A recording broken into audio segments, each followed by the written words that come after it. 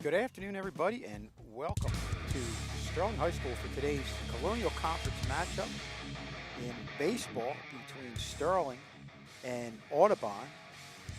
Sterling and Audubon played in the beginning of the year, and Sterling played them tough. Then Audubon pulled away towards the end to go away with an 8-4 win.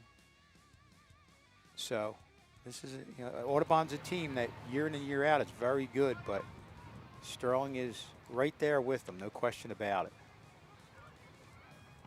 Sterling playing pretty good of late. They are coming in here at 7-6, and they last had a big win over Collingswood, Coach Hoff's 200th career victory. So kudos to him. That's a great milestone in baseball, in high school baseball. Been around for a while and has really done a great job with these kids. So hats off to Coach Hoff.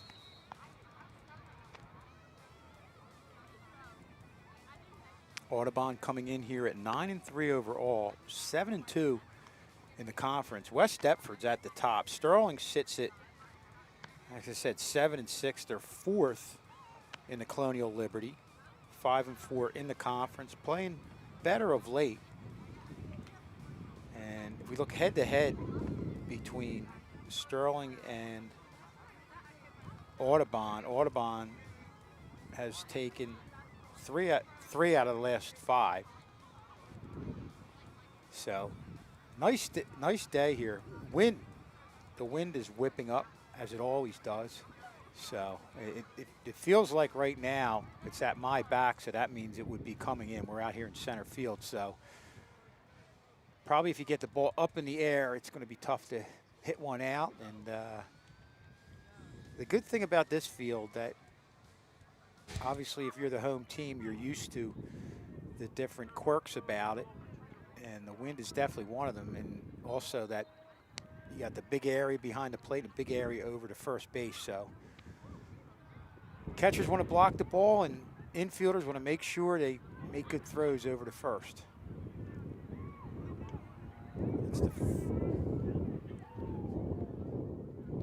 Ryan Chandler on the mound for Sterling.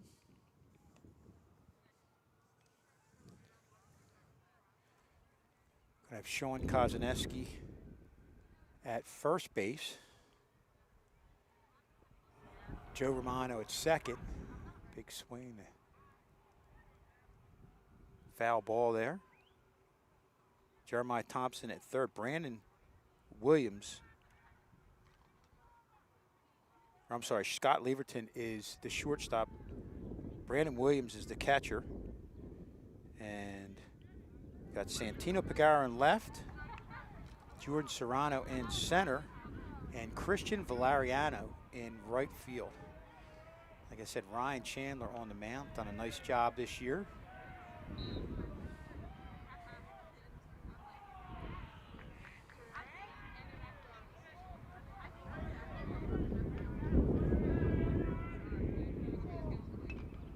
There's a foul ball off to the right side.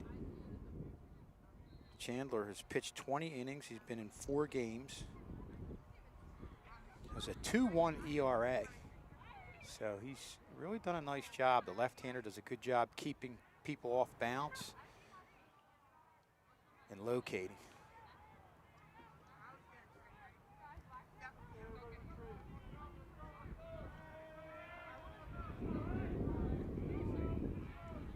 There's the pitch from Chandler. There's a line shot to left center, and Santino Pagara gets over there and eats that one up for 1 out here in the top of the first inning.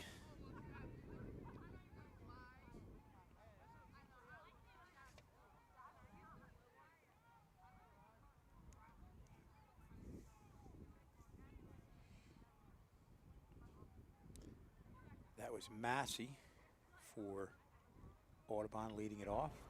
There's a foul ball going down the right field line. We're definitely going to hesitate when we see the ball going that way, saying whether it's fair or foul, because our perception here is not very good. A little better on the monitor, but it's from center field, it's very tough to see.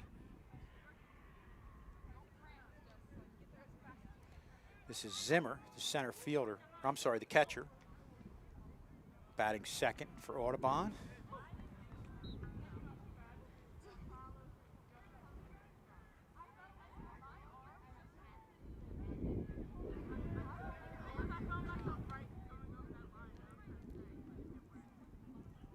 Sterling right now with Leverton really shading towards second.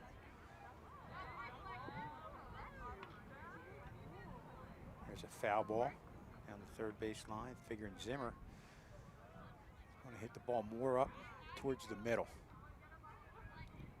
There's the replay right there. Good job by our tech crew. Andrew Kane, share a coffee. Here's the pitch. Up high. I believe we have a full count. This has been fairly long bat. There's a ground ball to short. That's going to get eaten up by the grass. And he's going to get him. Great job there by Scott Leverton. And that was not an easy play. Had to charge it and come up firing. You see right here, it really was a slow roller. Came in there charging, scooped it up. And that's a great play there by Leverton. Not an easy play when you're coming in like that and throwing across your body. But Leverton's able to get it over there for the second out, and that's going to bring up Pinckney, the third baseman, and he dribbles one back to Chandler, gets it over to first, and just like that, Sterling's out of the inning. 1, 2, 3. We're going to take a break and go to the bottom of the first inning with the score 0-0.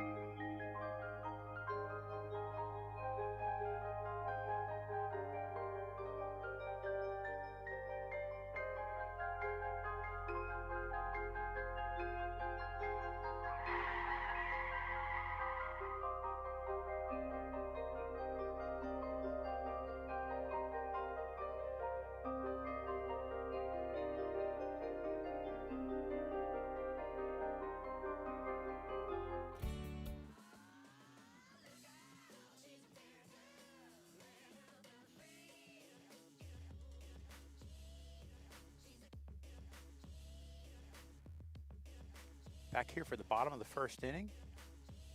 Go over the fielders for Audubon. You got Colon on the mound. Zimmer's going to be doing the catching. Perosi at first. Peachman at second. Pinckney at third. Fowler at short.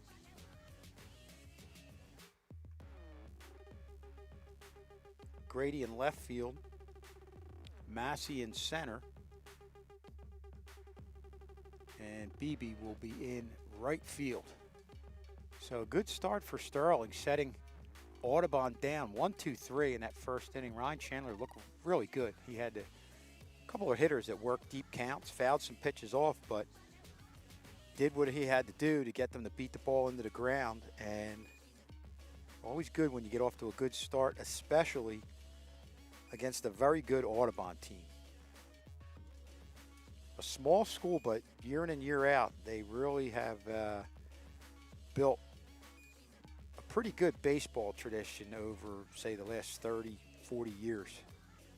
It's amazing how well they do, considering it's a small town and one of the smaller schools in our conference.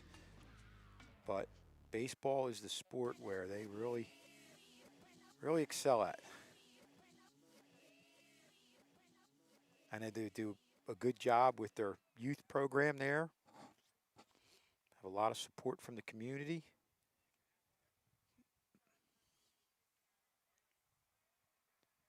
The wind's kind of died down a little bit too right now. It was a little bit blowing in.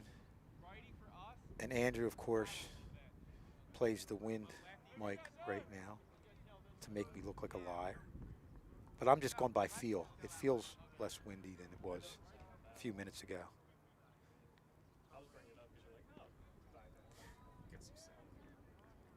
And Joe Romano leads it off. Joe's having a great year. Joe's hitting .385 with a couple doubles, triple.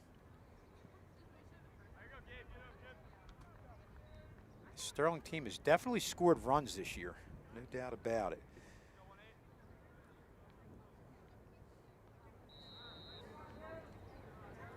Here's the pitch to Romano, low and away, or a strike. Oh, brother.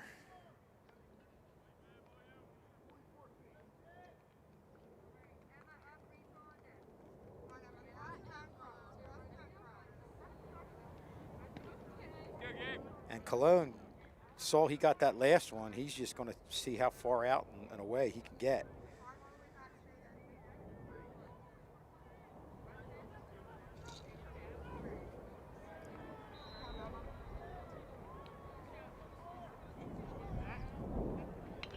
Pitch, outer part of the plate, bounces it to third, gets it over to first, and he is safe. So good job by Joe Romano legging out an infield single. Here's the replay right here, and he's quick out of that batter's box. That's one of those ones, again, in our infield,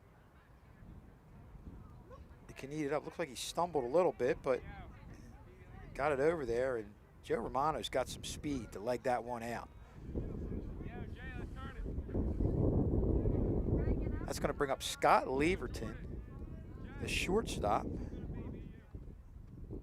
Scott's got a .324 average. Again, another guy who's doing a nice job on the offensive end. I know he's had to switch around a couple different positions. That's not always an easy thing, but boy, he made a real nice play on that ground ball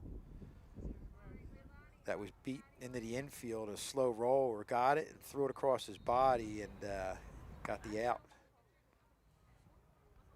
Leverson takes one high and away.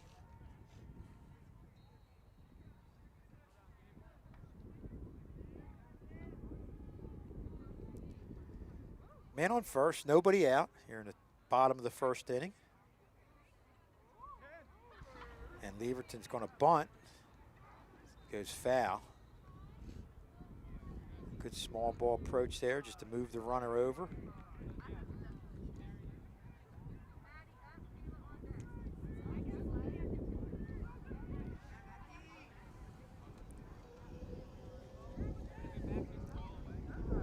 Sterling has obviously Audubon today and Heights on Thursday. Two divisional games. Leverton squares around, pulls back.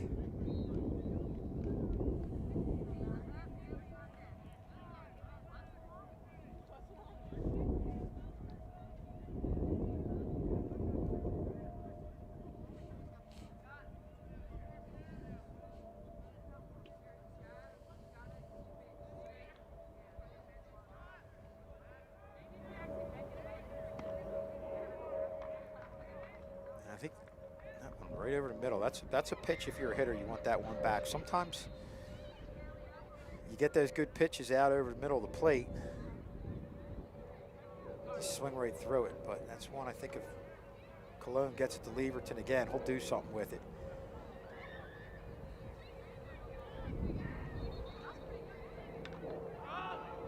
And that's popped up. Looks like it's popped up to short. And the shortstop, Fowler, takes that one. So that's one down here in the bottom half of the first inning. That's going to bring up Santino Pagaro. Another guy offensively is doing a great job. Hitting .379, 2 doubles, a home run. Hit a home run in that Paulsboro game. Santino, our left fielder.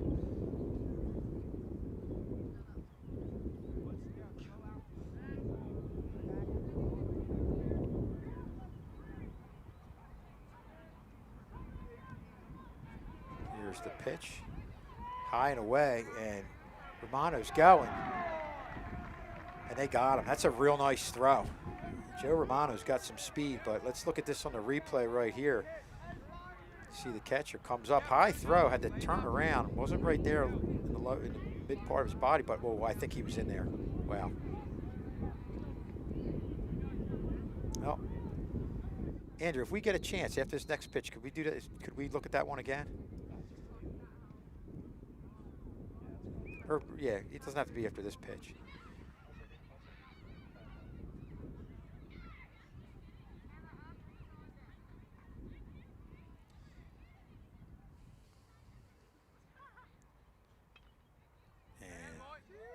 Tino fouls it off. I believe the count is 2-1, 2-1. I miss our little count thing over there. Okay, here we go. Let's take a look at this in slow motion. Andrew doing a great job slowing it up. We're just going to miss this next pitch. Just don't hit a home run, Santino. Here's the throw down.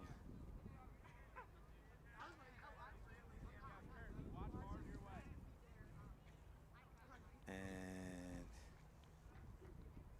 yeah, he's in there. Yeah, he got his hand in there. So, oh well, it happens.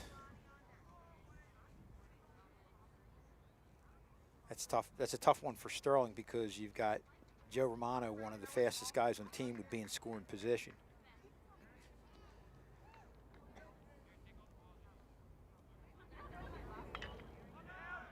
Santino hits a ground ball to second.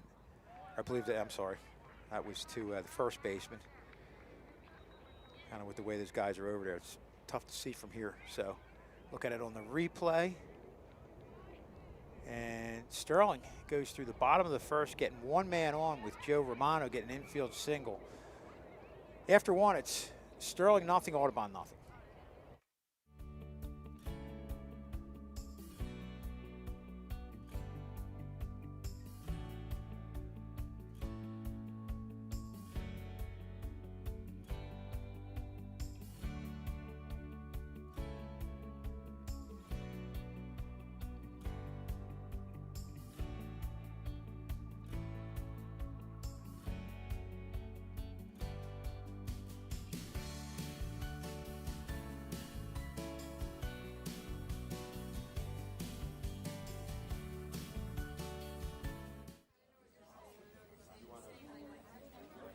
Oh my God, what a loser. He's so annoying. Looking at the story, you'll know by the story the first few lines. We're talking about that paragraph again in the story. You know what? I'm done. That's it, Teach. I quit. I'm done.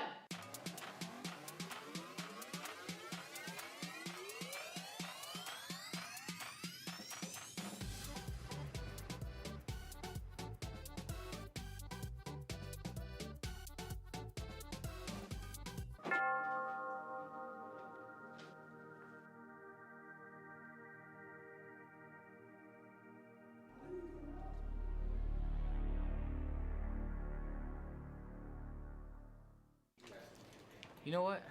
I'm gonna stay in school. And we are back here for the top half of the second inning with Perosi, the first baseman, leading it off for Audubon. Line shot to left. Looked like it went on one hop to Jeremiah Thompson. Did a real nice job scooping that one up, threw it from his knees over to first and got the out. Good job. Yeah, it looked like it took a short hop. Thompson down on his knees, just rifled it over there. Jeremiah Thompson, obviously the quarterback in football, so you got a good arm there at third base and a great job fielding the ball.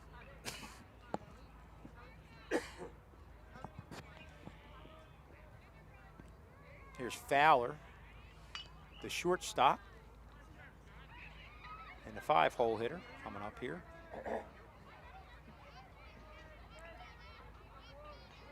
Chandler with the pitch. Down in the dirt.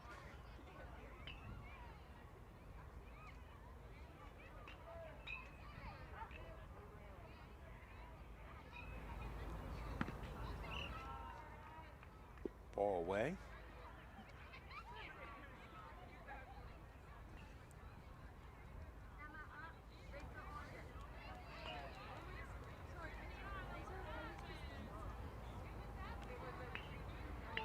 Good job by Chandler locating. That's a great pitcher's pitch right there. Probably a little bit off the plate, but that's umpires will give that to you. Ball 4, so Fowler is the first one aboard for Audubon here today with a walk. That's going to bring up the left fielder, Grady.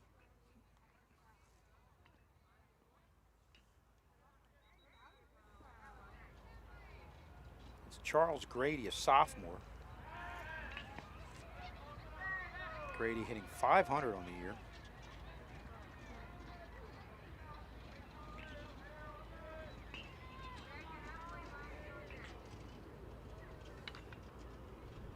Line shot to left.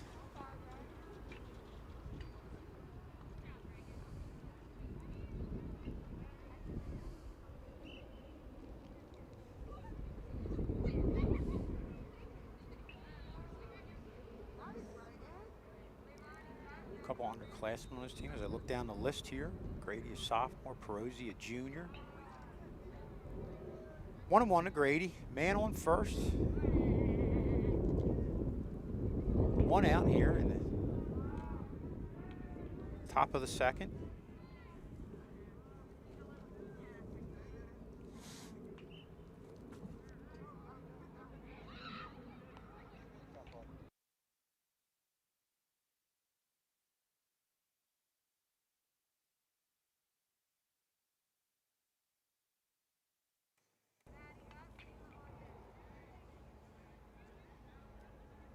Grady, I know there's 2 strikes. Kind of got pulled. Apologize, got pulled away there for a little bit, so not 100% sure of the count here. But Grady definitely looks like a tough hitter in there. Line the first one foul. Has good plate coverage. A different type of stance. Very closed stance right there.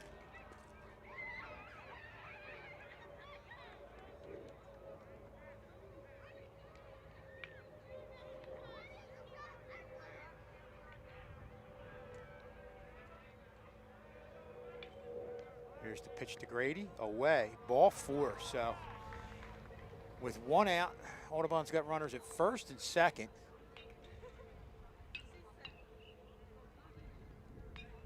Williams is going to come out and talk to Chandler. Chandler wasn't missing by much, but there's a couple hitters for Audubon, and they've worked some deep counts, fouled some balls off, even in that first inning.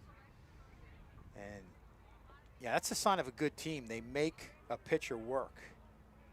They don't have any hits yet, but they're doing what they have to do to get the pitch count up, and obviously they're walking, and they've got runners on base here with first and second, 1 out.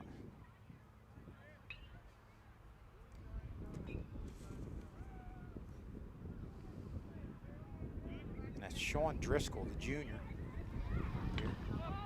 And he gets under it to right center field. And the right center fielder gets it. They're going to tag up. Got away with one. Looked like they weren't backing up there, but so that's the second out. You had Driscoll hit the ball to right field to Serrano, doing a good job getting over there, getting that. Serrano, a freshman.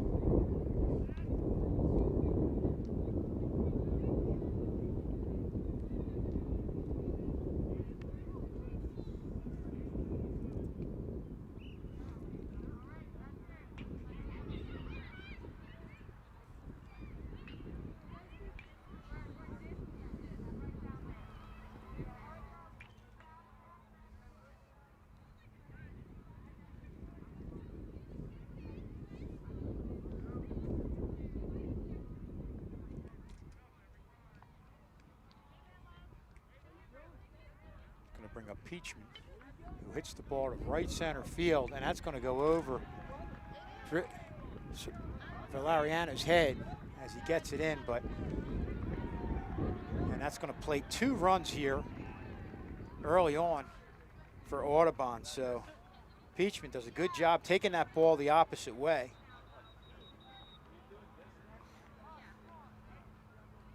You see it on the replay right here. Just put it right in the gap. And that's what good teams do. They make the pitchers work, get men on base, and drive them in. So nice job there by Peachman.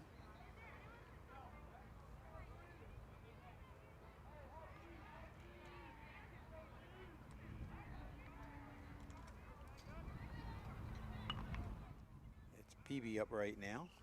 Zach Beebe, another sophomore. So, like I said, on a quick look at this roster, Audubon's got some young players here, so we'll see some of these guys over the next couple years. Chandler turns and looks just to get Peachman back, let him know he's looking. Pitch. 2 outs here. Audubon up 2-0.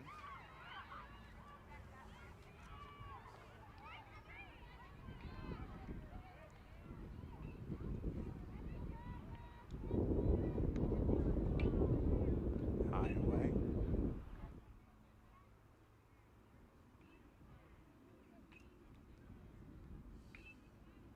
I believe the count is 3-1.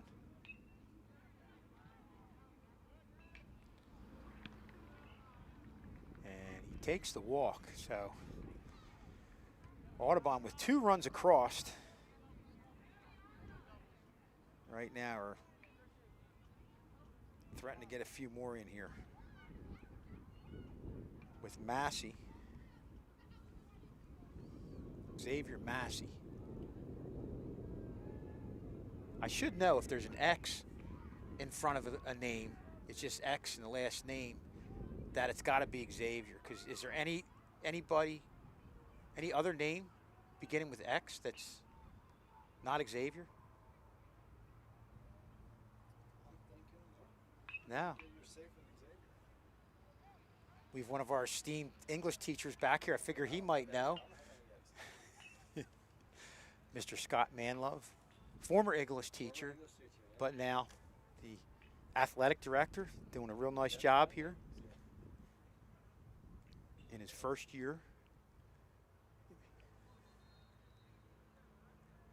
Of course, Zion. I wouldn't do any of those names justice. But I think you're safe. Say if you guess Xavier, you're fairly safe. Okay, back to action here with 2 outs in the bottom half of the first inning, top of the first inning. I'm sorry.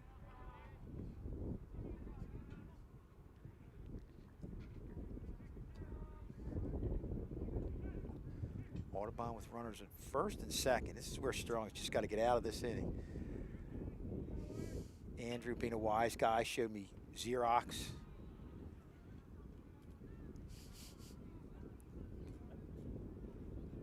See, I would say, Andrew, obviously there's nobody named Xerox. Then the next game, we would have a kid named Xerox in the lineup.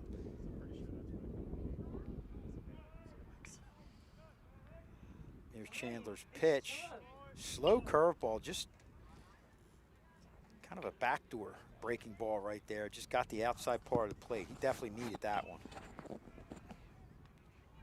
John Hallwood. Where did you, John, I didn't even see, did you get helicoptered in here? There's a line shot to left, and they're going to hold the runner up. Ball got out there in a hurry, and I think that's going to help Sterling because it got to Pagaro in a hurry, and the runner, that wouldn't have been close. That's one of those times where with 2 outs, if it's even close, you take a shot and let the runner go, but that wouldn't have even been close. So a good job there by Audubon holding him up. So what? How many innings have? Okay, I was about to say how many innings have I missed? Only missed 1. Yeah, we're in the top half of the second inning. They got him out 1, 2, 3 in the first half. Now we've got the top of the order up, but this is where hopefully, if Sterling couldn't come out of this with just giving up 2 runs, with the way they hit the ball, you have to think. There we go.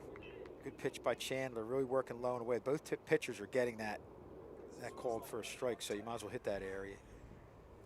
But you have to think, if you can get out of this inning with just giving up 2, with Sterling's ability to score runs, that you still are in this game, in spite of the fact that Audubon got 2 this inning. Audubon's runners right now really feeling that they can get a hit right here as they're really off the base. Yeah, getting those Getting a nice good lead running leads. And obviously this is one where, yeah, you want to get out of this because 2 outs, obviously they're going to be running on contact. And there's a line drive deep to left field. Pagaro goes back, he gets it. And Sterling's out of the inning, but not before Audubon gets 2 to go up 2-0 as we head to the bottom of the 2nd inning.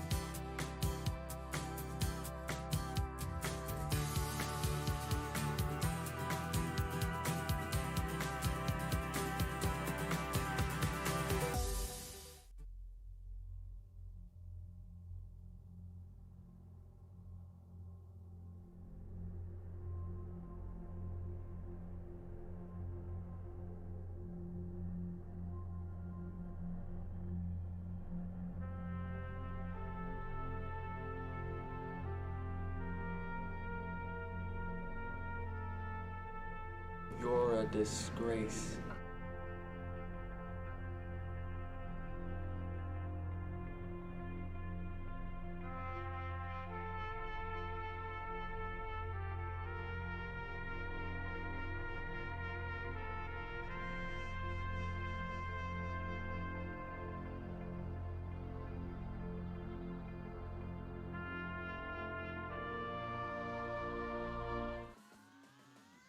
And we're back here in the bottom half of the 2nd inning with Audubon leading 2-0. Could have been worse, John. You had the bases loaded right there and a drive to left. You and I thought it was going over his head, but Santino Pagaro did a nice job getting back on that and getting that out because that would have cleared the bases with the runners running on contact. Really would. And like we said, it looked really dangerous, and lucky he was able to get it there, and all. We all thought it was going to go over his head, of course. But so far, right now, Sterling just very lucky getting off that, just getting a 2-0, behind 2-0. Yeah, now it could have been. This could be a 5-0 game right now. So Sean Kozaneski leading off here in the bottom of the 2nd inning.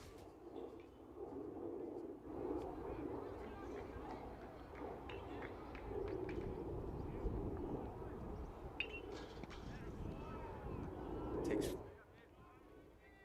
strike 1.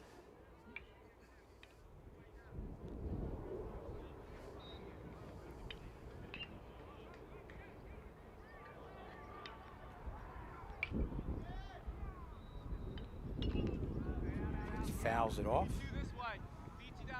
0-2 to Sean Kozaneski.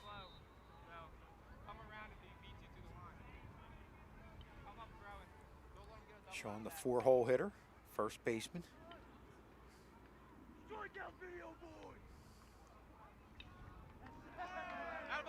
And that was a good curveball that Kozaneski takes for a strike. That's one of the ones that it freezes you. It's right at your body. You think it's going to hit you or be inside, and just broke right over the plate. Real nice curveball there by Cologne. And that's going to bring up Brandon Williams, the catcher.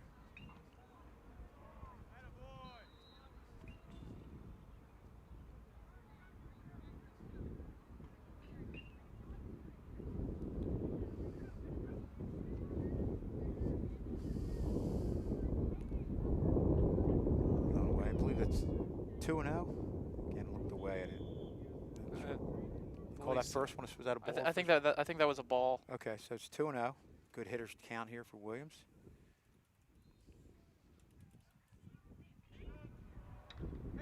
And he gets one down the middle, but a ground ball to short. Gets it over to first.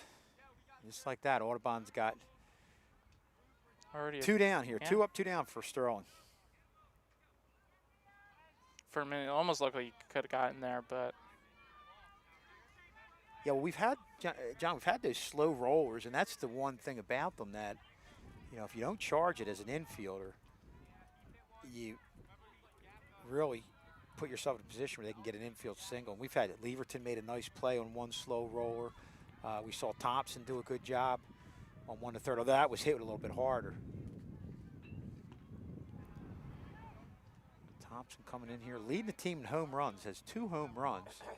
And I've been hearing he's been really coming on lately. Fouls that one off.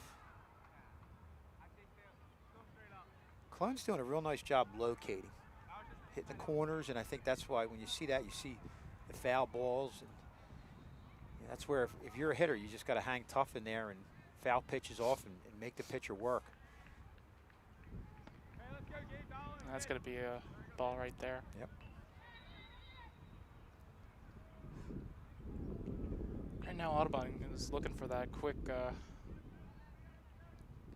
3-0 right there, quick 3 outs. And you know, it looked like it was about to be a strike, but Looks like, what, 3-1 to count. To Jeremiah Thompson coming in with a fairly open stance, really open stance.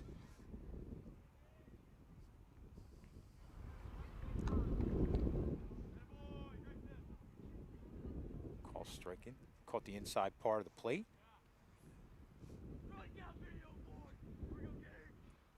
3-2 count to Thompson. 2 outs here in the bottom half of the 2nd inning.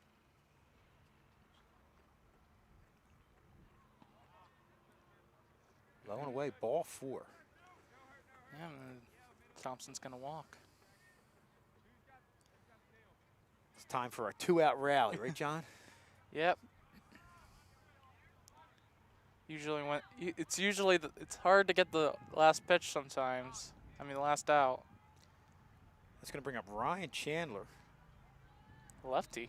Yeah, hasn't had a ton of at-bats, 6 at-bats, but has 3 hits for a .500 average.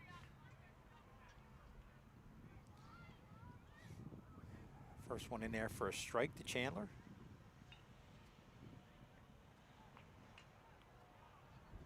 Now, would this affect the pitcher whatsoever facing against the lefty? You know what, John? When they're younger, I think that's a real good question. I think when a lot of times there's very few left-handed hitters when kids are young, like in their little league or the minors when they're 9, 10 years old. But I don't know that now it really affects them. I mean, it's an advantage, always an advantage for the hitter because anything that breaks is going to come in towards the hitter. Ground ball there, foul. It looked like it went off his foot. He's going to walk this one off.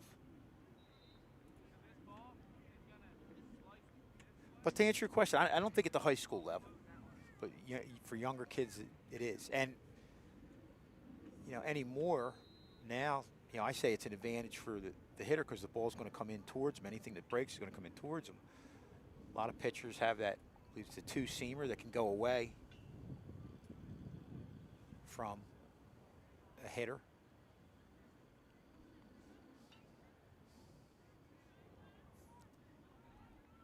So Chandler's back in there. Here's the pitch. Breaking ball gets away, and Williams is going to get second. And that's a break because that puts the runner in scoring position. And with 2 outs, Williams is going to be running on contact. Or I'm sorry, Thompson. Thompson's going to be running on contact here. So it'd be nice if Sterling could get one of those runs back, especially since right now they have the lower half of the lineup up. I'm sorry, John. Yeah, so send it up deep to, you know, get Williams some time and all, get around to home. Pitch to Chandler. And that's strike three. I think that could have been the two-seamer. Looked like it was going a little bit away on a left hitter Chandler, but Sterling gets one man aboard with Thompson, but not able to do anything with it. So after two, it's Audubon 2, Sterling nothing.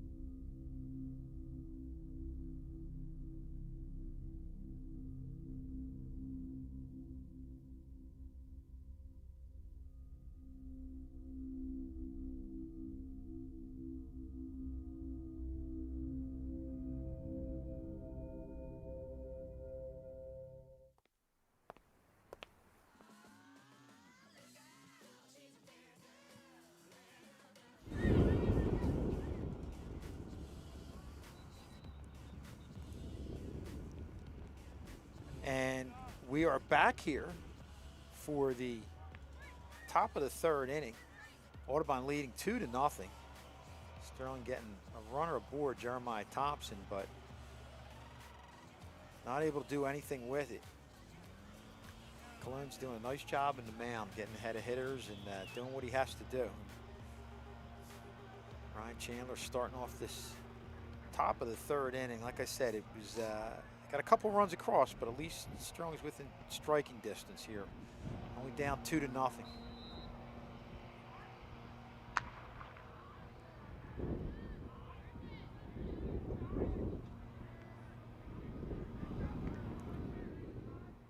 Ball away.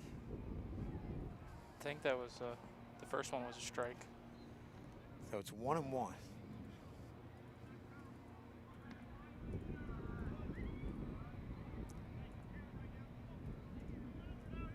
Two and one to count.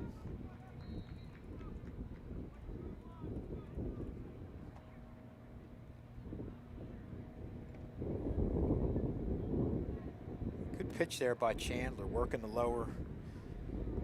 outer lower part of the plate.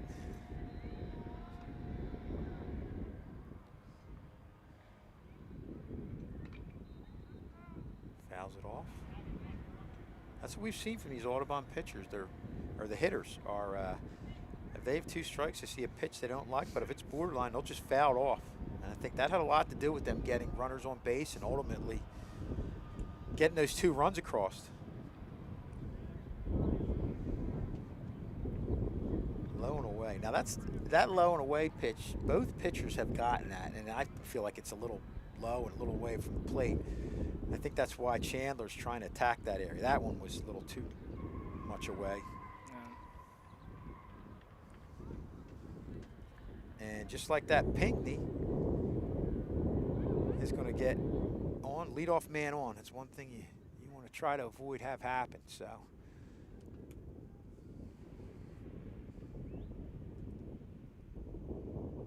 that's going to bring up the first baseman, John Perosi, a junior, hitting .463.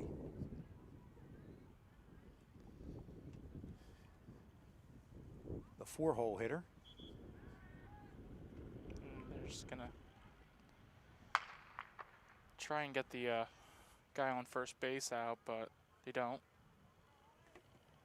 Our next game is going to be Thursday, baseball against Haddon Heights.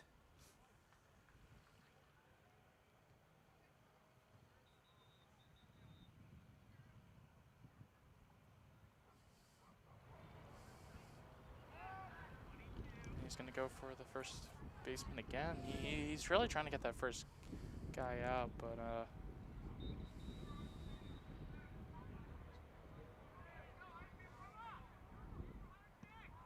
it's going to be that looks things like, I believe that is a strike.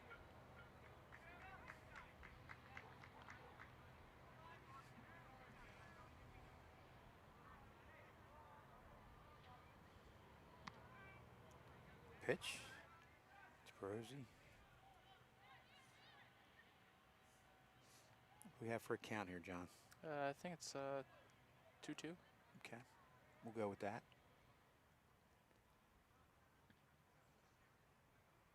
And that's away.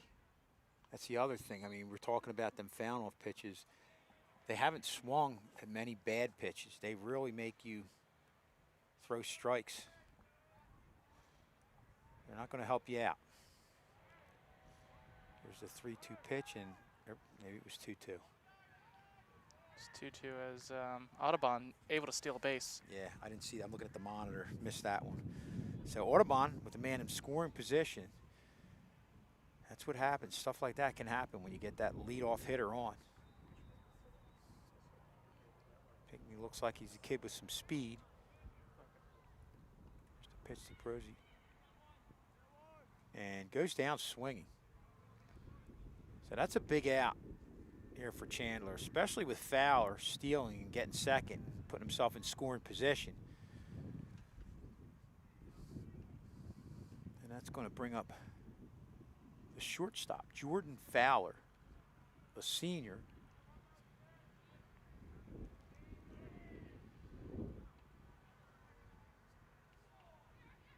High and inside, ball one. To Fowler.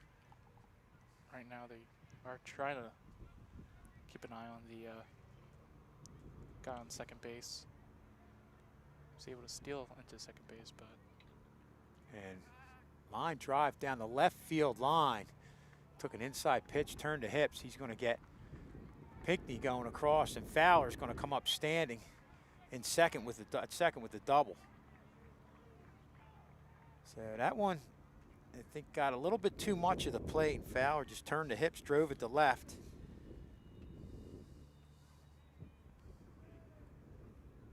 I think we'll probably get the next one. This one should be it. yeah, this is the hit right here. Just looking and you see her coming down, just Yeah. good contact. I said the inside part of the plate, that was out over the middle. And with these hitters, if you give them that much of the plate, they're going to take advantage of it. So Audubon plates another run, up 3-0.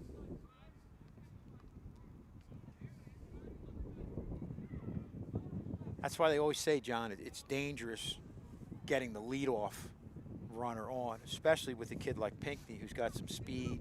You had the stolen yeah, base, and you get him in scoring position. It's just always want to take care of that leadoff hitter. You get once you get him going, there is no stopping.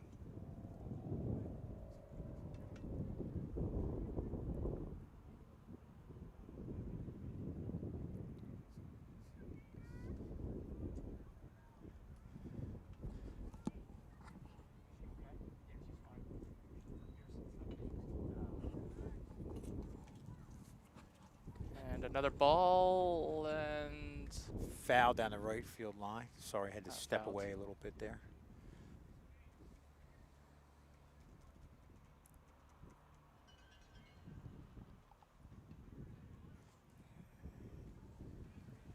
And if you heard a cowbell, that was for track. I believe it's when they reach their final. There's a ground ball to shoot to third. I'm sorry, over to first for the out. So And right now, Sterling has 2 outs. And a good job by Thompson. I believe he looked the runner back, kind of froze him right there, throws it over to first, so the runner does not advance, and he gets the out at first. So I'm almost looking at this the same way I looked at the last thing. They got the 2 runs, had the bases loaded, but didn't allow anything more to get across. I think you're in the same situation now if you can limit it to just 1 run. You don't want to be down 3-0, but it's a heck of a lot better than being down 5 or 6 if those runs are going across the last inning and if this guy gets in. Because, like I said, the one good thing about this Sterling team is they hit the ball. They are more than capable of coming back in a game. And that's going to be a ball. This is Sean Driscoll, a junior.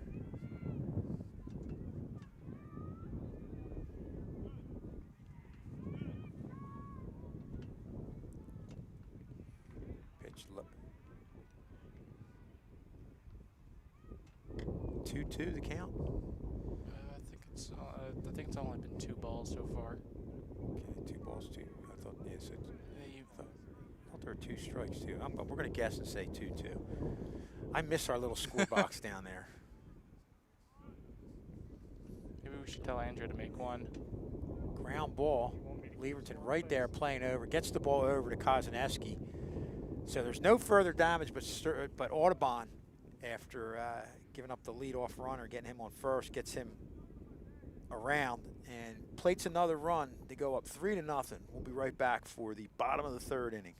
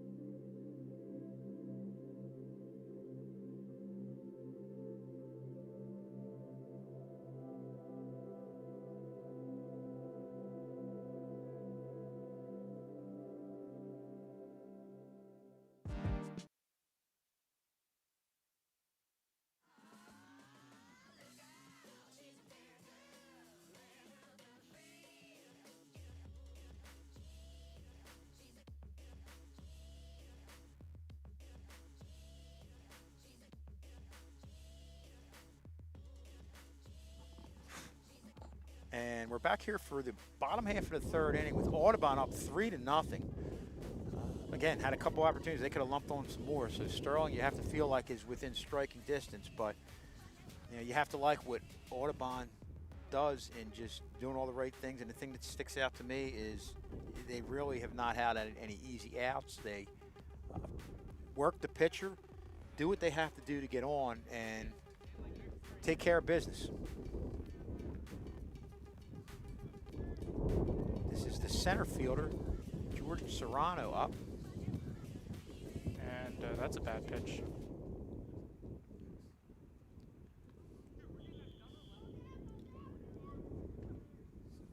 And by the sounds of things, there could be another lefty coming up. Okay. There's that breaking ball away. Clone's done a good job locating today. Hasn't had anything really. Hasn't had too many. A couple might have caught the middle of the plate, but nothing consistently. Nice solid hit. And Serrano grounds it foul down the left field side. Serrano only a freshman, struggling a little bit, but they really like what they see from him, like what he's able to do in the outfield. And I'll tell you what, it's tough being a freshman going against varsity pitching. And you're facing juniors and seniors that could have 10 times more experience than you. And that just went it right there with a strike. But tells a lot about you, though, if you're coming in varsity sports as a freshman.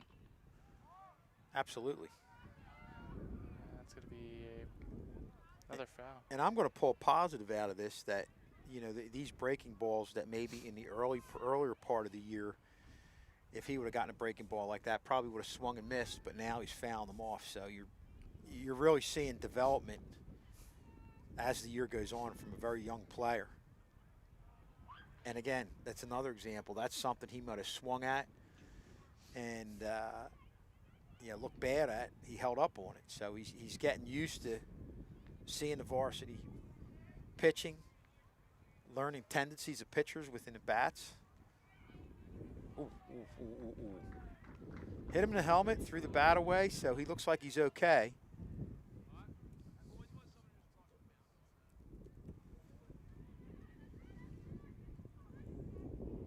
probably going to give the pitcher a warning. Mr. K is performing all the tests at first base, making sure everything's okay.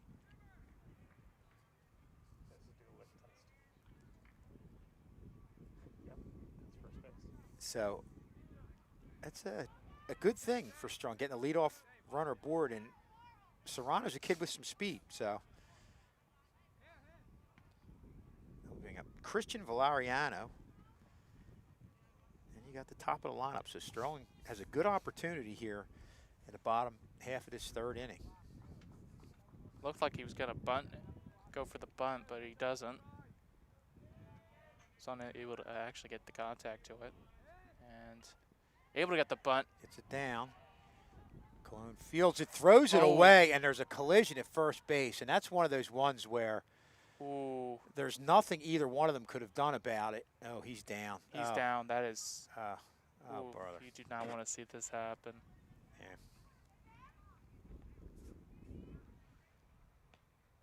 Gets the bunt and. Yeah, and Cologne fielded. That's one you want to get it to the fair ball side, but got it across the base, and the first baseman was really a sitting duck right there. Oh yeah. And nothing Valeriano could have done. He was just.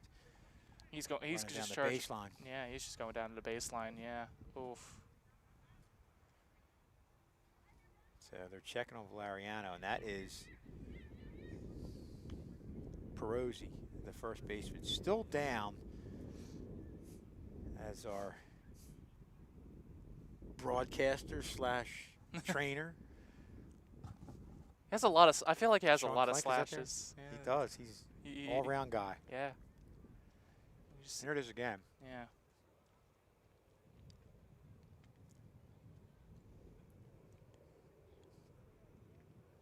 I don't even think he would have even gotten that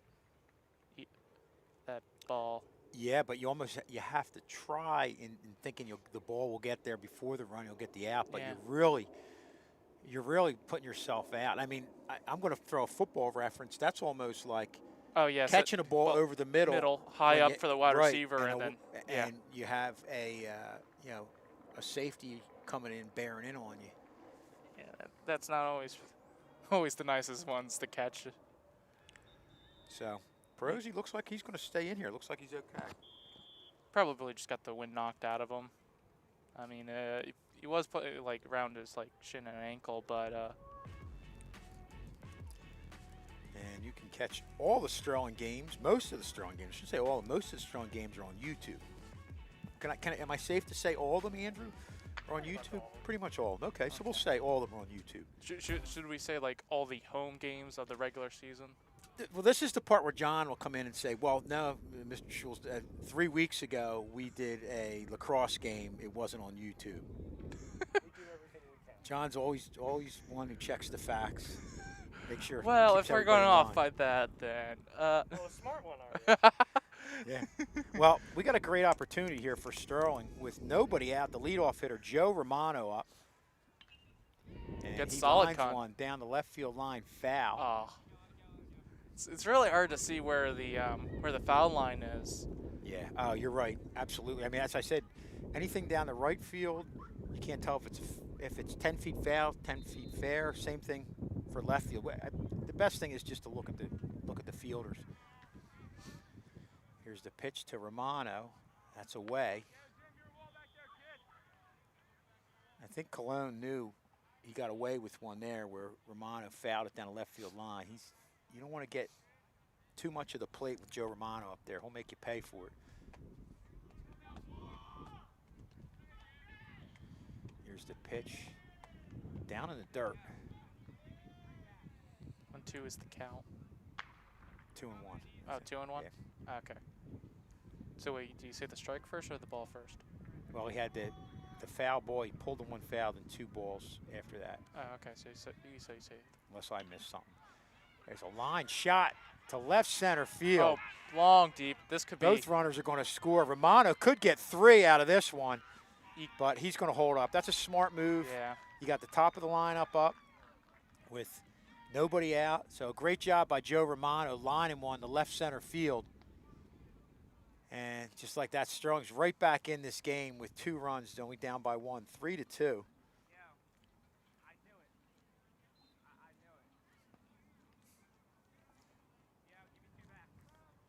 It's going to bring up Scott Leverton here with nobody out. So Sterling in a good situation. You've got the top of the order, nobody out. Romano at second. And they're going to try and bunt him over. And honestly, I think that right now, if the Sterling does come out of this, I think a real game changer was that bunt from Sterling, the first one that got. Yeah, that's a break because you're just bunting there just to move the runner over, giving up the out, and they ended up moving over the runner and getting Valeriano on base. Yeah, actually, he actually got up to second because I believe of the contact. Yeah.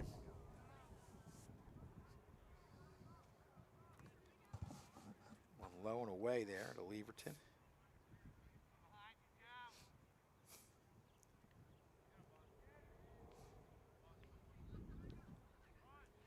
And he squares the bunt, pulls back.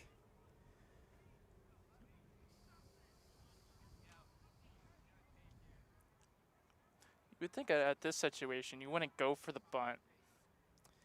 Well, you know, I know you have the top lineup up, but you want to put somebody, if you can get somebody to third and give up an out, a lot of times most teams will try and do that.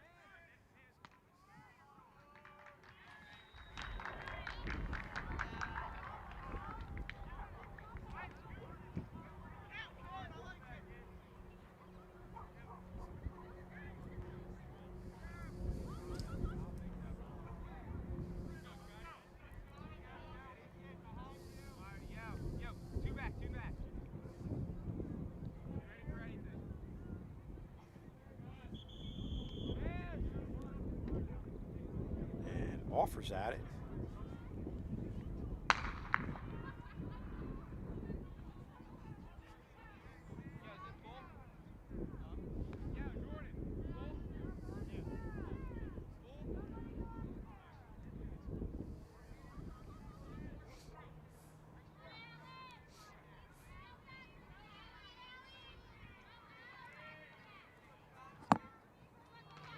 Swing and a miss. Oh. Now, catcher came up with it, so. We can actually get a replay of that.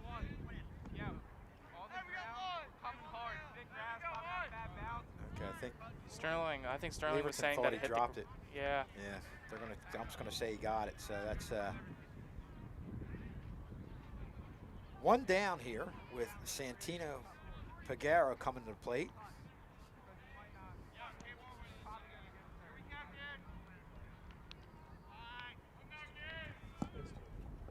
Pitch to Pagaro. Clone hits the outside part of the plate.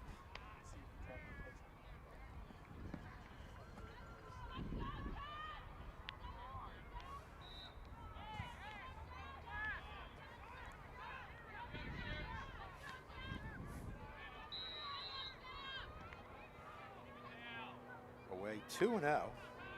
Actually, no, you. Did he call a strike the first Yeah, one? Okay. It was a 1-1. That's right, he did. Caught it down then. My bad. My goof. That's going to be a ball right there. So that's going to be a 2-1.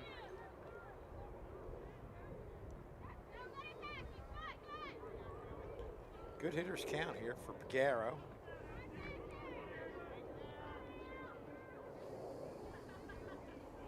I mean, so far Sterling's only gotten that 1 out, but let's see. Wow.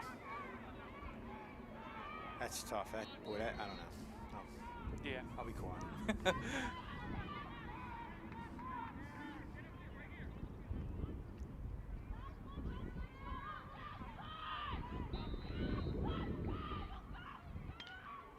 It's a line drive to left field.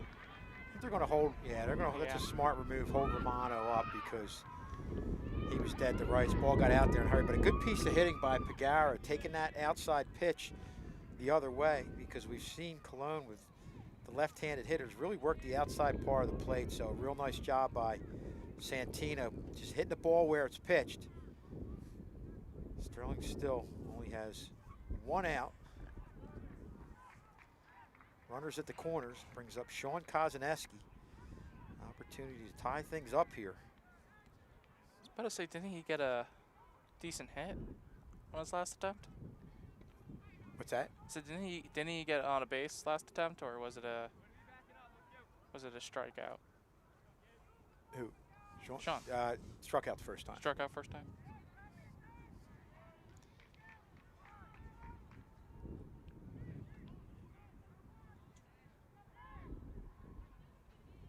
The pitch.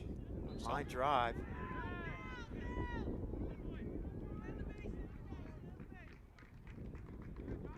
Okay. Short hopped it. I didn't see that.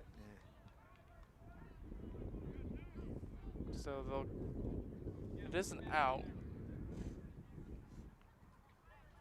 I don't know if anyone's on that corner. I think Sterling actually did score. Yeah, no, okay. Good. Knocked. I couldn't even see it. I'm looking this way, and through the fence, I can't even see. So good job there by Sean Kozaneski. That's what you want to do. Sacrifice, move the runner, or get the run in. Just hit the ball. That's good piece of hitting there by Sean. I apologize. I didn't. Yeah. I saw all we're seeing blue over there through the blue fence. It's very difficult to see over around third base. Having blue jerseys going through a blue fence. Yeah. Yeah, no one's at third, and no one's at first, so. So Brandon Williams comes to the plate.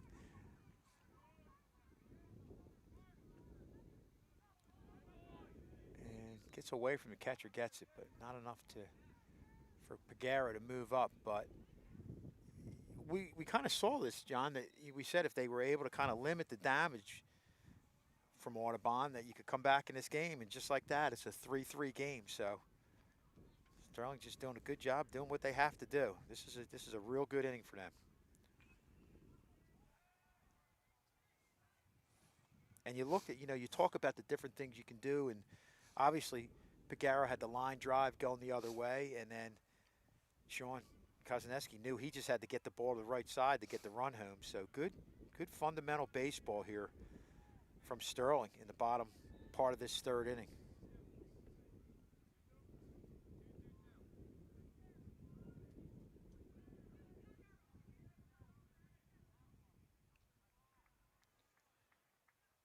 Here's the pitch to Williams. Down in the dirt.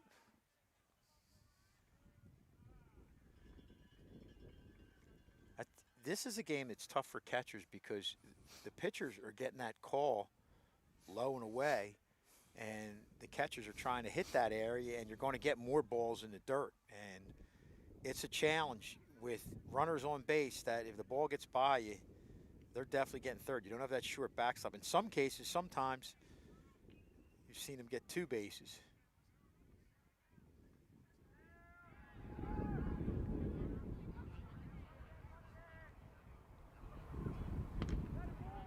And that's going to be strike 3 and and a miss.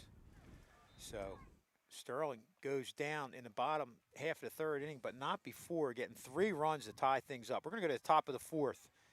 Tie ball game, 3-3.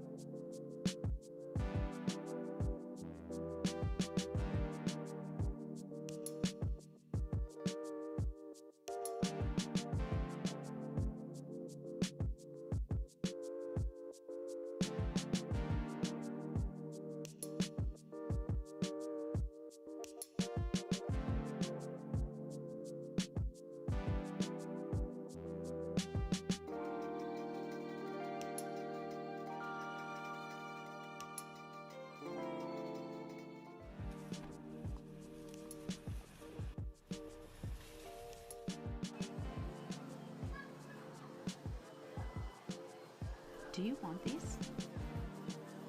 You definitely want these, right?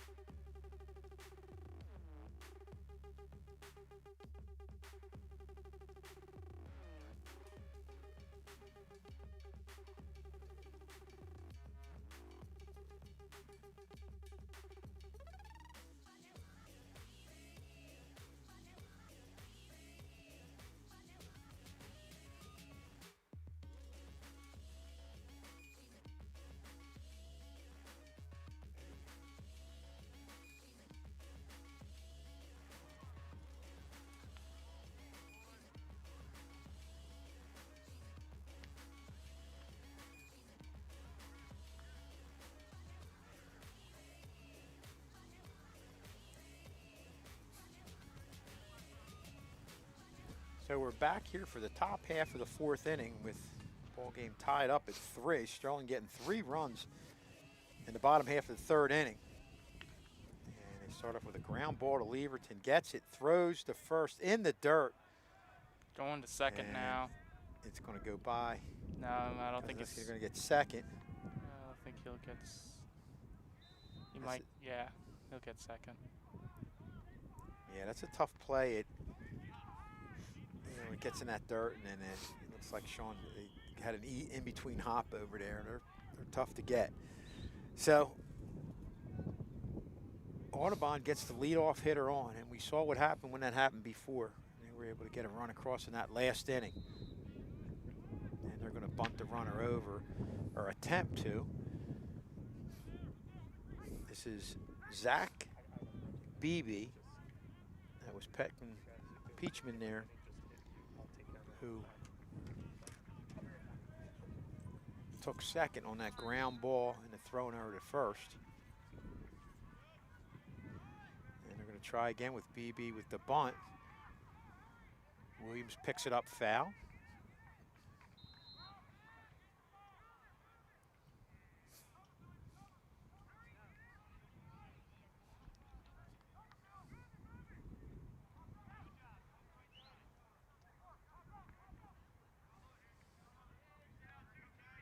Chandler in the stretch, looking back, not a bad idea.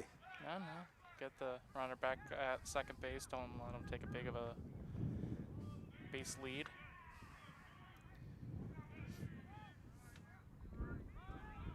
There's a swing and a miss, and Williams does a good job looking back at second, making sure the runner doesn't advance and throws the ball to first. That's a real nice job there by Brandon Williams. You know, he hasn't caught a whole lot of games, but just having a great sense of knowing what's going on, of the situation. Looking the runner back at second and gets a good throw over to the first to get the out.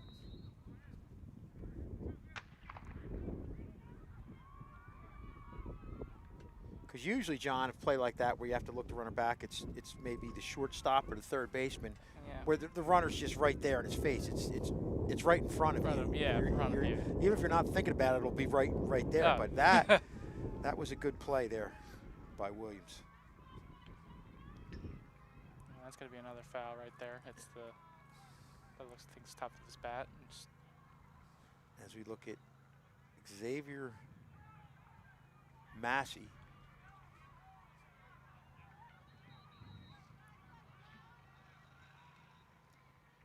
The leadoff hitter. Here's the pitch. Outside part of the plate, it's going to get to Serrano. He's going to eat that one up for the second out.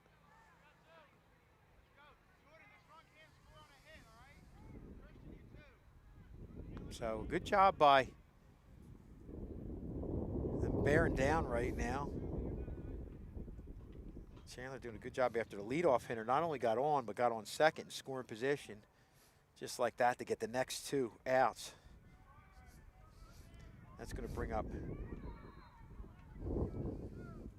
Ryan Zimmer, straight a off. freshman, drives one to Pagaro. He's going to eat that one up, and just like that, Sterling's out of the inning. So no damage there as we go to the bottom half of the third inning, bottom half of the fourth inning, I'm sorry, with the score tied at 3.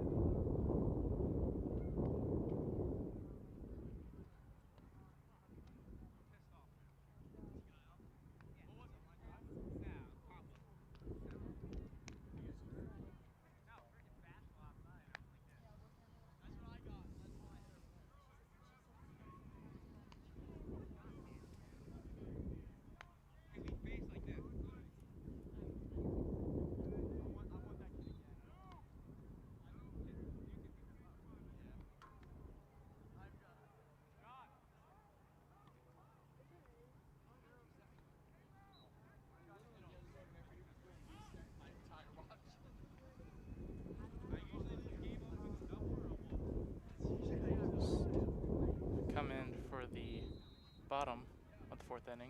Sterling right now is tying this game 3-3 against Audubon. And this is going to bring up Jeremiah Thompson.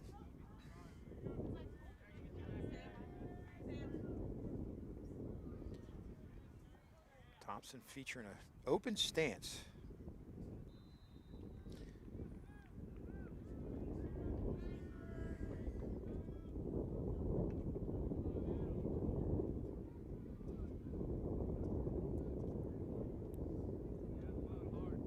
And you talk about Cologne wanting to hit the corners and not leave anything out of the plate.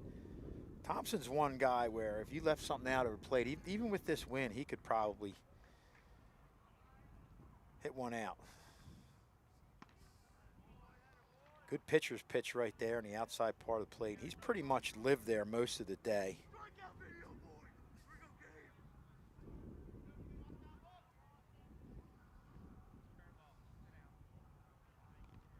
Pitch. Close. Boy, that was very close. That was he may have gotten that a few times today, but didn't get that one that time.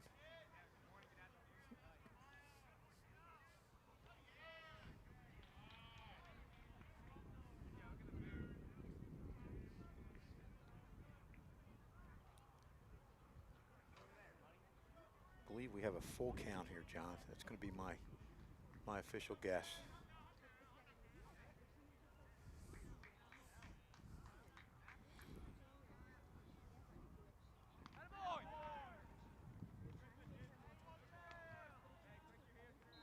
And Thompson goes down swinging. So 1 up, 1 down here to start the bottom half of the 4th inning. It's going to bring up Ryan Chandler.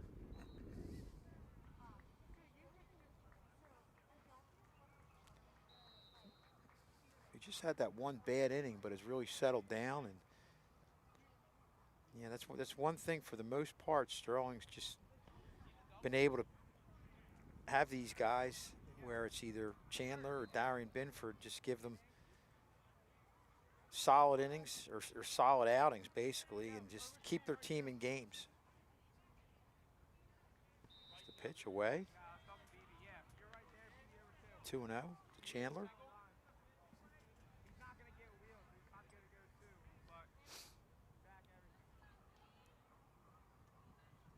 Audubon's out of field, is looking ready for a big hit.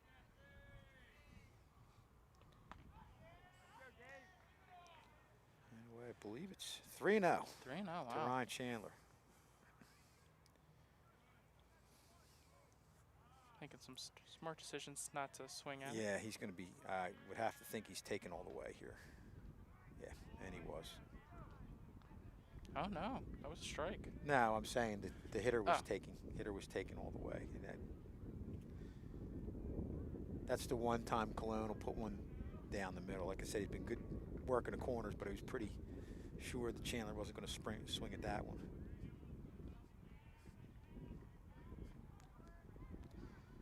And it's not going to catch the outside part of the plate, and Chandler gets aboard. Now, it looks like they're going to do the courtesy run. Are they going? Well, no, that's right. You got to have. Okay, yeah, they're going to do the courtesy runner for the pitcher. Looks like that's Darian Binford.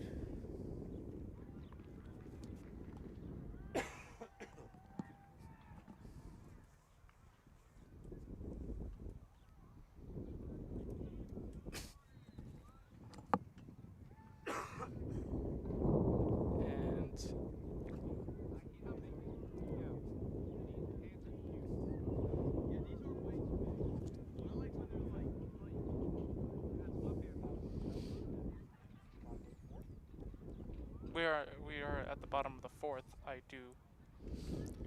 Bottom of the 4th inning, 1 down, 1 man aboard. That's going to bring up Jordan Serrano, the center fielder.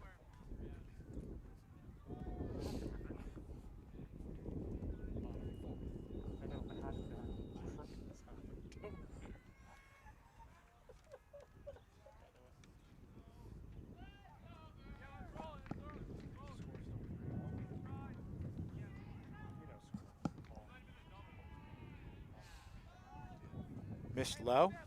1-0, and Clone's asking, wondering where that one was.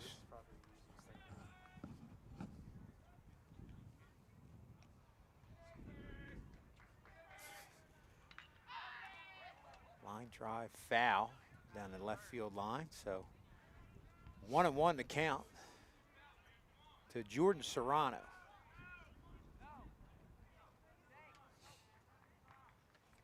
Thinking funny idea right now since we're, you know, under a tent in a way. Home run ball comes to us, you know. Saying. Why is there a hole in the tent? Why is there a hole in their tent? Yeah. Curveball. And Serrano was just fooled a little bit on that one. That's that one that looks like it's coming right at you, then it just breaks right over the middle of the plate. And another one, Serrano swings and misses. No advancement there with the runner at first. So that's 2 down here in the bottom of 4th. It's going to bring up Christian Valeriano, the 9-hole hitter. There are only 9 players, am I right? Yes, 9? Okay. 9 hitters. Unless they change something. But when, for sometimes with the travel leagues, they could bat everybody. It doesn't happen a whole lot, but sometimes they'll do that. But yeah, only 9.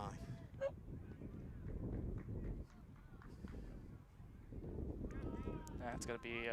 Valeriano takes a ball.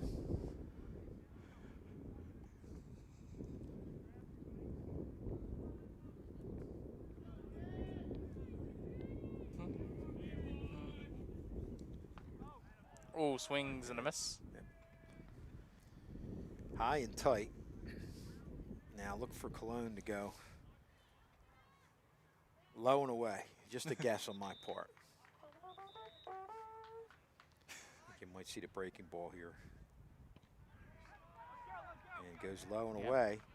Strike 3. So Sterling not able to get any on the board in the bottom half of the 4th inning. We're going to go to the top of the 5th with the game tied at 3. I really think you want these cookies. No, I don't. Yes, you do. No, I don't.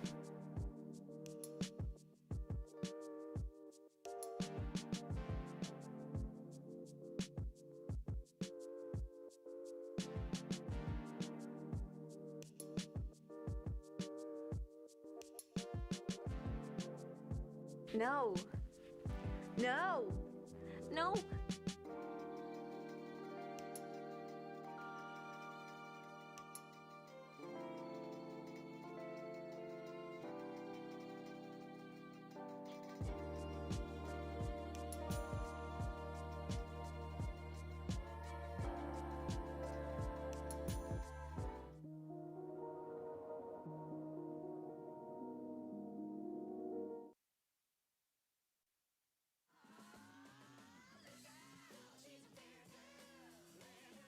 Wait a little bit.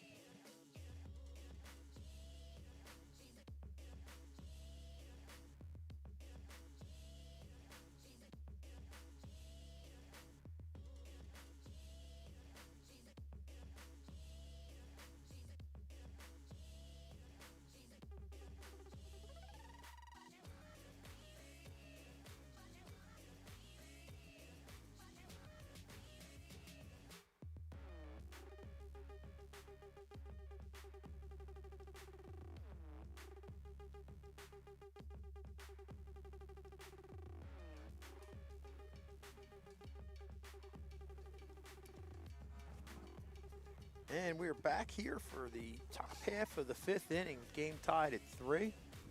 Good back and forth battle. Low scoring game. I don't know why this came up in my head, but all of a sudden, Feeler's Day Off, when they're at the baseball game, just came into my mind. Really? Yeah, I don't know why.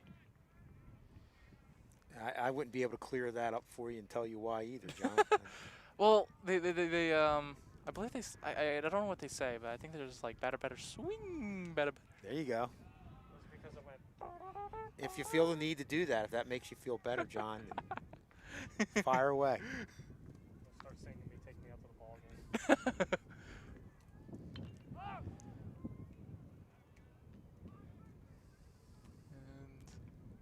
that's going to be Fouled a foul. off to the right side.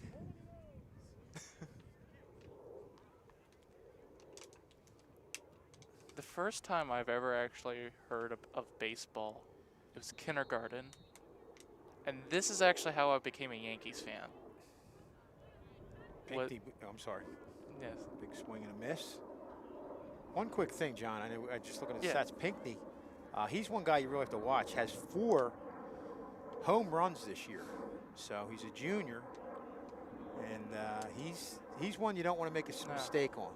Okay, John, as you were saying, I was also, I actually got a quick question. Doesn't he, he had some speed, didn't he? he did. He did. He was one of. I think he got on, led off and got on and scored. There's a ground ball to short. Leverton eats it up. High throw. Real nice job there by Sean Kozaneski. Not only leaping it up and getting it, but Able to get it. getting a tag on Pinckney. A kid with some speed Speed, too. yeah. Yeah. Good job. Yeah, like you said, just a good job from Sterling overall. Able to get the pick up the ground ball and give it to Sean, and Sean's able to get the first out And against that Audubon. I'm sure. I'm sorry, John, but that happens with a kid like Pinckney as we look at ball down the left field line foul. With a kid like Pinckney with that type of speed, if you're Leverton, it wasn't hit too hard, you got to hurry. Sometimes you don't set your feet right, and a lot of times when that happens, that's the type of throw that you're going to end up. Yeah, making a bad With. throw. Yep. Yeah. But yeah, I just remember kindergarten. That was the first baseball game I ever heard. It was of course, the World Series and all. And it was the Phillies against the Yankees. And at the time, my dad actually had a Yankees cap, and he just gave it to me. I just from that day forth, I've became a Yankees fan. So I forgot how long ago that was. It just amazes me that you were in kindergarten then, but I'm thinking, okay, it makes sense. It was probably about 12 or so years ago. I think that was. The Yankees Phillies played the Yankees in '09. It was the year after their World Series. They won the World Series against the Rays, then lost against the Yankees in '09. This is Perosi up here. John Perosi hitting .463, and Perosi was the guy who had that collision Yeah. at first base. But it looks like it's good to see he's back at it. It looks like he's okay. Perosi gets a low one, lines it to left field. But tell you not, though, that kindergarten day when the Yankees won that World Series, I was really proud. I was really happy. Can we turn John's mic off? If you can, I have some scissors. I can just cut the cord. I'll pay for a new cord.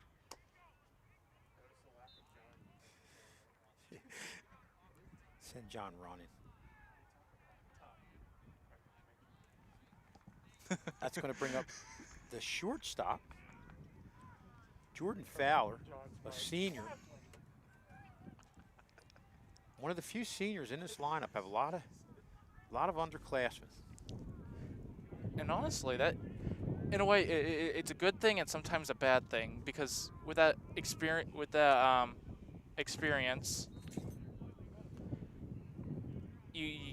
you're a big threat and all. But I mean, with the underclassmen, you gain experience, of course, but Sure.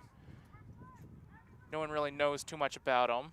They don't know how they deal with the pitches and all, and that's also another weakness too with these younger players, that with these facing against seniors and juniors that pitch, like, I don't know how fast high schoolers pitch. Well, I mean, the pitching, but usually, typically, I think in any sport, if you have a younger team, you're going to see a lot of times you're facing a much different team in the latter part of the year that you faced maybe in the beginning of the year.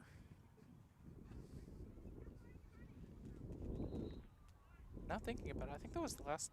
No, it wasn't the last time the Yankees went to a World Series.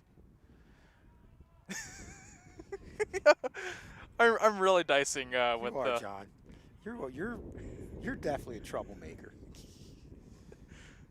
It's taken me 3 years to realize that.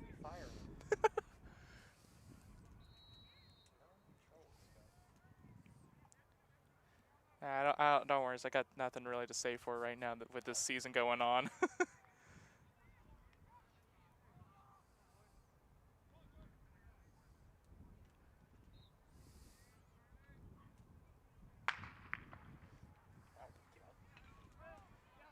Fly ball to right field. Lariano's going to get underneath of it Nice. for the second out here.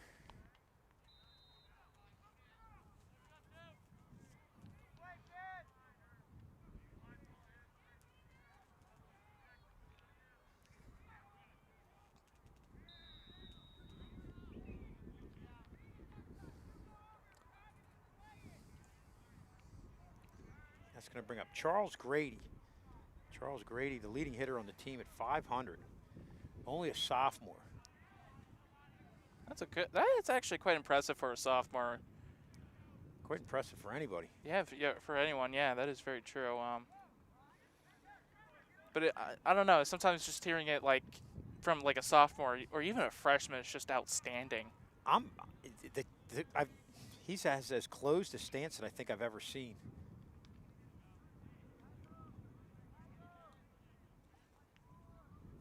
I mean, he almost kind of has his back to the pitcher. But his hands are so quick, he can.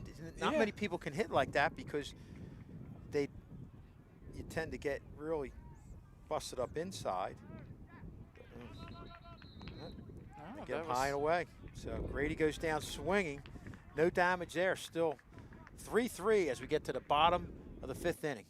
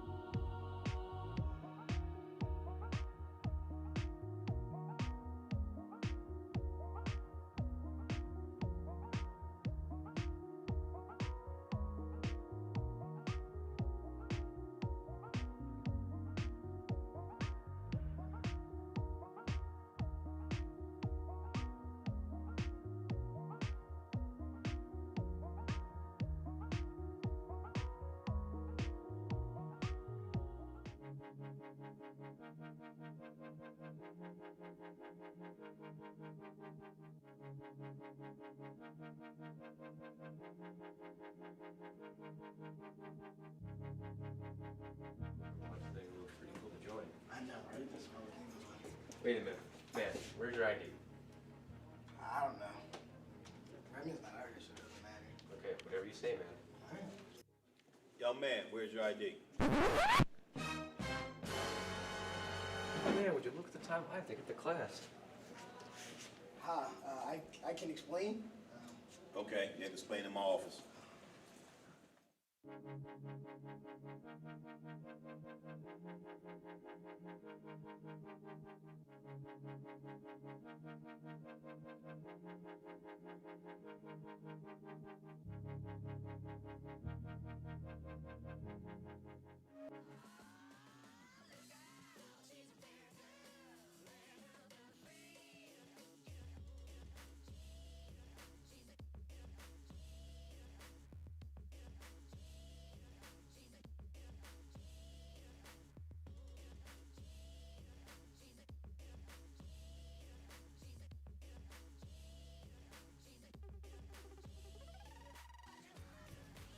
So we're back here at the bottom half of the fifth inning with Joe Romano leading things off.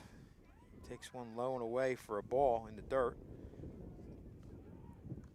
Joe lined a double last time up, got a couple ribbies. I believe Joe's 2 for 2, singled the first time up. There's a line drive base hit for Joe Romano, so he keeps the hot bat going. as we get our leadoff runner on, and that's a good sign, especially when you're looking at the top of the lineup. Look at that on the replay. Good job by Joe turning the ball and lining it right over, right down, right to left field, over the shortstop's head.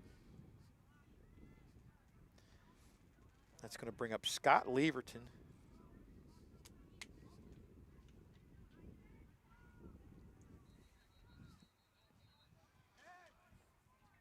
Ooh, he's And seeing ball gets away.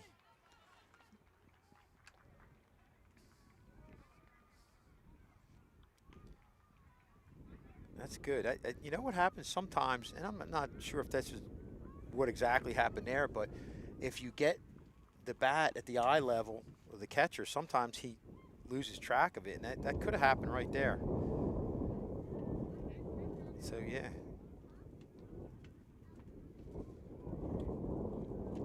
Good job by Leverton. Yeah.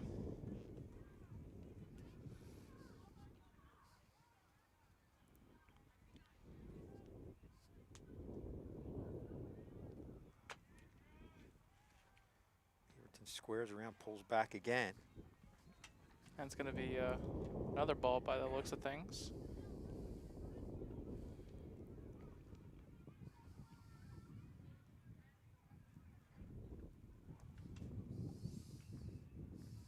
Everton trying to move the runner over. He's going to take a pitch and get a nice walk-off. Well, and we have Santino Pagaro here. Have to think he'll try to move the runners over, as we look like we're going to have a little talk. Coach come out. Possible pitching change. Yep, we're bringing the left fielder in.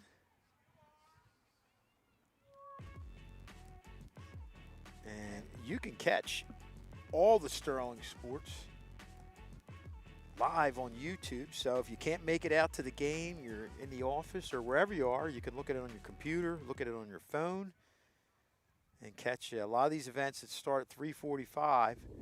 You can see live on TV19 YouTube. The more I think about it, the more I've said my favorite teams on Sterling Channel 19 way too many times. Yeah, you need to stop. Sorry, Andrew. I can't stop myself.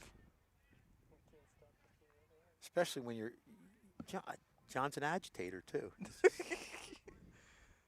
is why we haven't brought you on a little. There's a troublemaker in every crowd, right? What? I mean, come on. I support the. Worst could be me. On headset. I mean, why do you like the Yankees? It was the first like team I was ever introduced. Like my dad came in Australia, bought a Yankees cap for his friend in Australia. That was probably 09, right around when they won the World Series, right? Yeah, I think it was 09.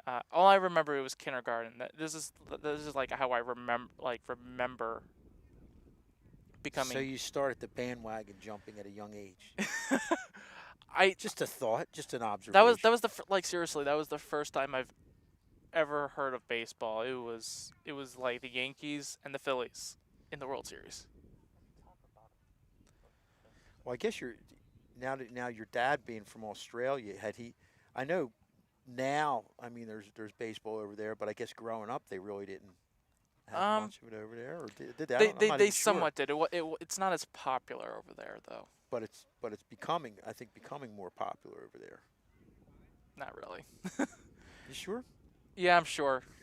Cricket and rugby, and as we call is soccer over here. But they have leagues over there, right? Isn't there? They probably do. It's still not as popular as like their cricket or rugby. I could be, yeah. I know there's a couple of Australian baseball players over here as we look at let's get back to the game. We got sidetracked here. First pitch on the outside corner to Santino Pagaro.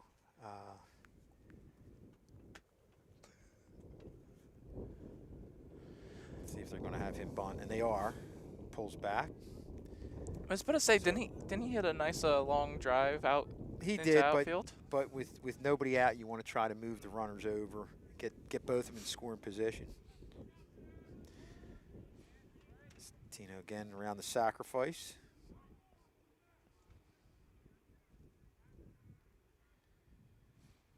And he fouls it off, so with 2 strikes, he'll be swinging away now.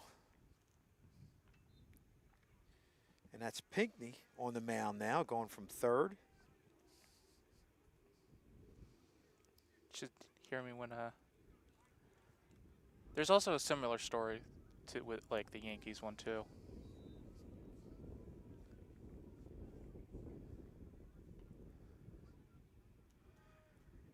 Ball outside, 2-2 to count the Santino Pagaro.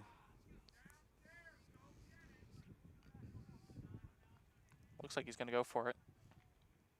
And catcher tried. That's one thing. You want to wrist it and get it in. You know, Yeah. when you frame it. Once you move that mitt, chances are the umpire's not going to give it to you. Full count to Santino. And I'll tell you what. My initial reaction is that would have been ball 4, but it was close. He's called that a couple times, so I'll retract and say that was a good job by Santino, fouling that one off. Go for the close balls. Another one. He's going to get this is just going to get to the shortstop there for the first out. It would have been nice if he got a little bit more contact to it a little bit further, but he would at least had to be able to tag up and be able to get third and second. That brings up Sean Kozaneski. Sean had an RBI last time up, knocked in the run to tie the game up. Good piece of hitting, hit the ball to the right side. Got the runner home from third. I believe it was Joe Romano from third. So there's 1 out. Runners at first and second. Sean takes one high and inside.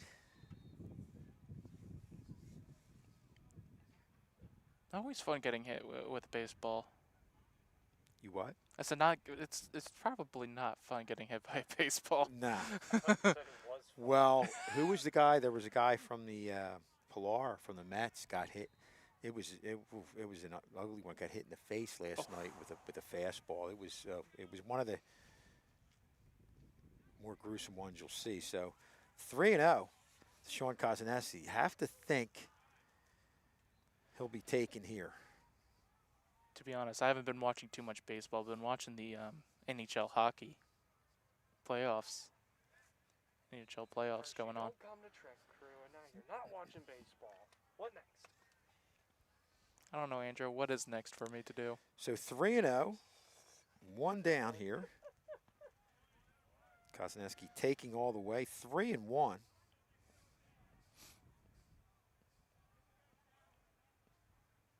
Next thing, you're actually going to put that Christmas tree away. Here's the 3-1 pitch. Kozaneski fouls that one off. Oh, I forget.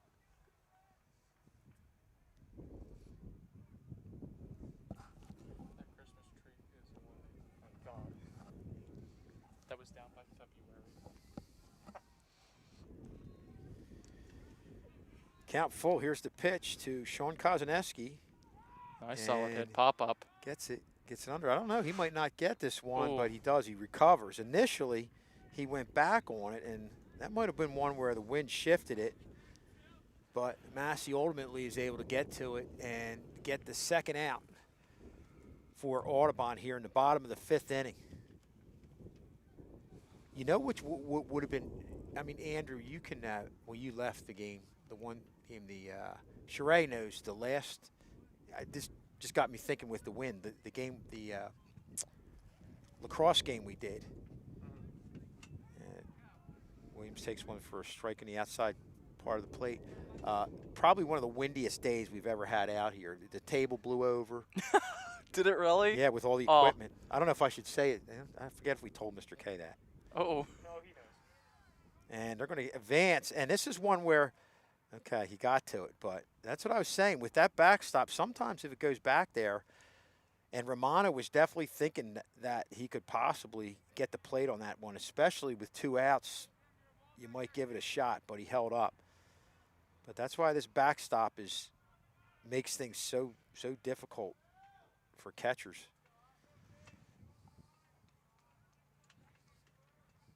Here's the pitch to Williams. Away. 2-1. The count to Brandon Williams. Doing a nice job coming in here. I guess it's been about 2 weeks he's been the catcher, really doing a good job for Sterling. Takes one inside for a ball. 3-1 to Brandon Williams. So good hitters count here. You don't want to, this is one where you want to make him give you your pitch. All right, now it's 2 outs. And he's kind of taking that one. Looks like So full count was, right now. could have been a little high in a way. I know he doesn't look like he liked that one, but here's the. Oh. He was about to send the pitcher, and then all of a sudden, Now, big spot right here with runners in second and third, 2 outs. Here's the pitch to Williams. He takes one for a ball. wow. So it's going to load the bases for Jeremiah Thompson. I believe so far, has he gotten on the base every single time? I know he got on the last time. Yeah, I think he has since they didn't make a full rotation. I came here right at the bottom of the second. You know what, John? If you think that he's gotten on each time, we're going to say that. Okay. All right. Someone's gonna now got to look through the video now and Of just course. Of course. That's just what we do here. No, not really. No, I don't think we take that long to track that. We've definitely have other things we need to do too. So here's the pitch to Jeremiah Thompson. If you look like he fouled that first one off. solid. And fouls that one off. So he's got himself behind in the count.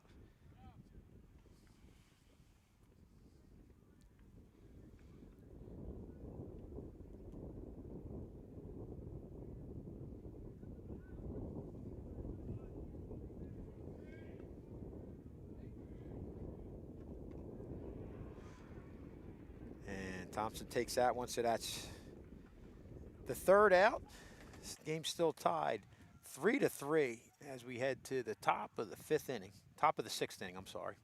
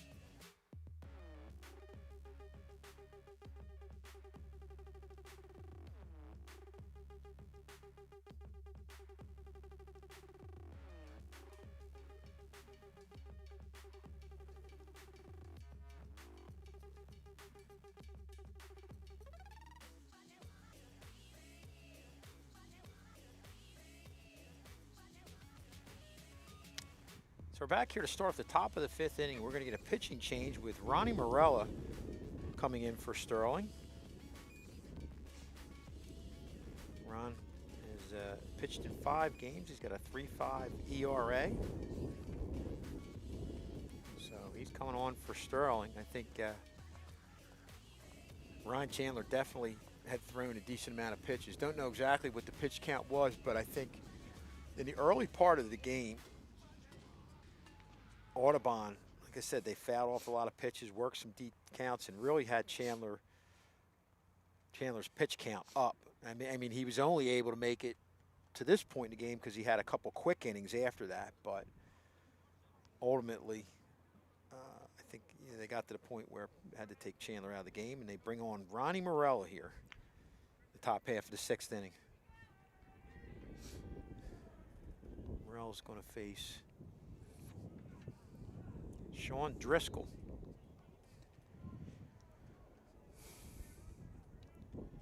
Driscoll, the DH today. Driscoll Jr. Pops that up. Williams is going over there. He got it. He gets it. Wow, what a nice job by Brandon Williams. And like I said, he's come on and done some good things. And don't think that this is not an easy play for somebody who doesn't play catcher a whole lot, especially guys we were talking about that win. But I mean, staying with it. The other nice thing I like is how he made sure he turned his body, his back. Whenever there's a pop-up as a catcher, you want to make sure your back is facing the infield because sometimes that ball tends to come back towards you. Nice, solid hit from, I don't know who that was, but. That would have been Peckman, the second baseman. Nice solid hit, nice hits on the ground. Infield unable to get it, but. Yeah, he's had a good day. I believe he had the hit that knocked in 2 runs. I think he had a double, bases clearing double. Well, he's on first base, and they're going to try and get him out unable to. Trying to catch him, but he was ready for that.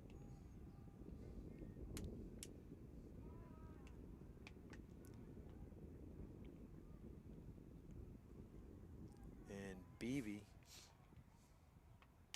Zach Beebe takes one wide, a sophomore.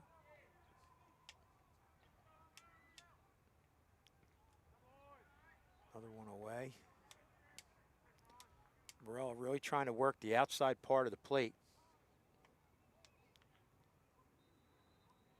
Here with 1 out, 1 runner aboard in the top half of the 6th inning. That was his better pickup move there. Almost got him. Yeah.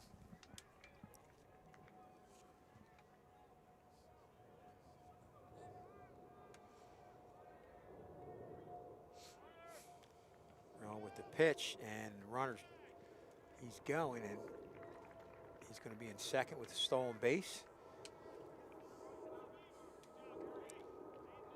So Audubon very aggressive on the base paths. Have a runner in scoring position with 1 out.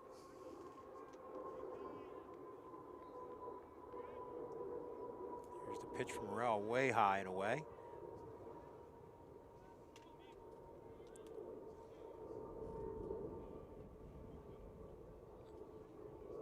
So Empire's going to clean home base.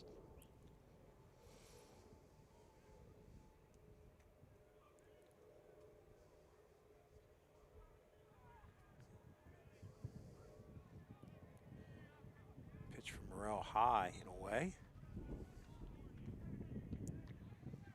I think that was a 2-3 count. I believe he had 3-2. 3-2? 3-2? Okay. Inside part play. Good pitch there by Ronnie Morella. Caught BB looking for the 2nd out here.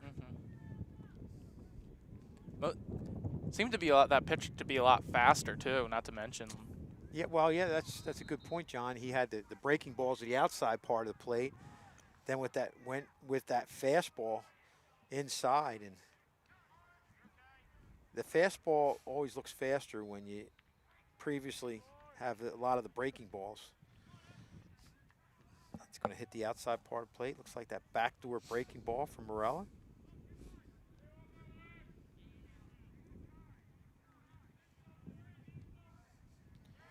Here's the pitch to the leadoff hitter, Massey. Takes a swing. They're going to get a ground ball to Joe Romano. Bobbles. That's going to be an error. Yeah.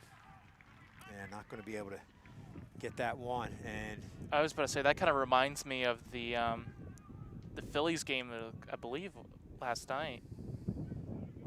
A couple nights. I don't know. you could pick any night over the last week with the Phillies game. That's a tough one. Joe Vermont might have handcuffed, took a little bit of a bad hop, but he usually makes those types of plays. So hopefully Morel can bear down and get Zimmer up So right now. Robbie Zimmer. right now, Audubon. Ryan Zimmer, I'm sorry, a freshman. Right now, Audubon at the corners, both at first and third. So Zimmer takes the first pitch for a strike.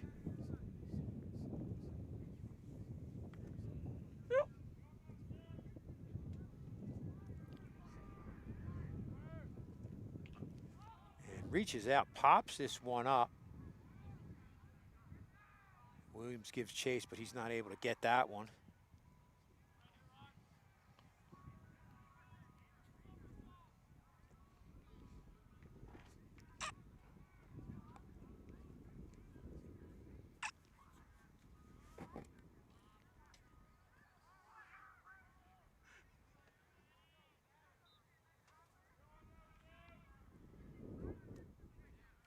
We've got an 0-2 count to Zimmer, and he's hanging in there.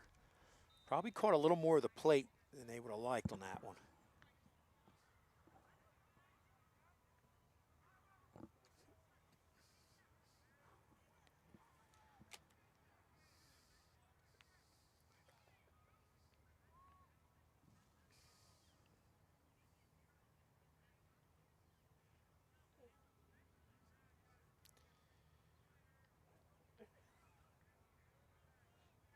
Two down. Runners at the corners for Audubon, and they're going to give up second on that one. Wow. Wow. That was tough one to take there.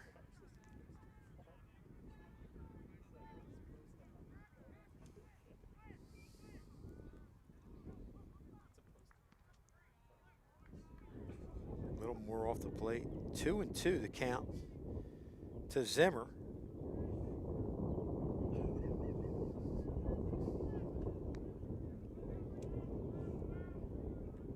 Here's the pitch to Zimmer.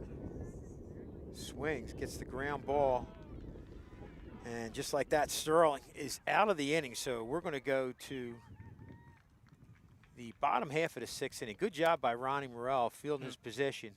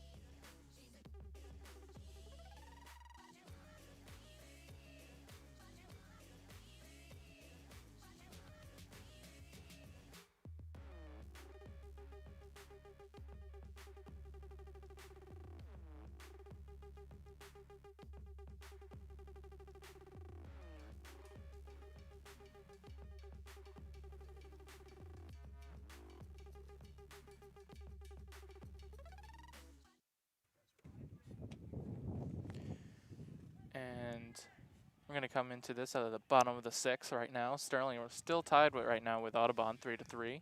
Ryan Chandler leading off for Sterling, takes one away.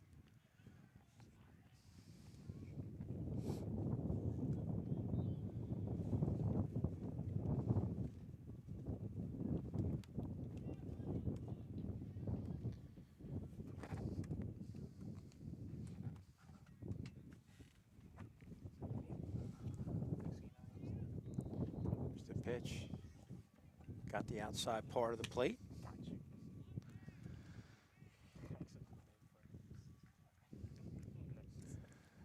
That's going to be another ball.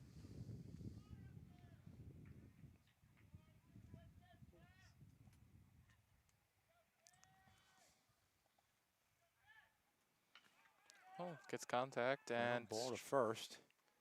He's going to flip it over to Pinckney for the first out.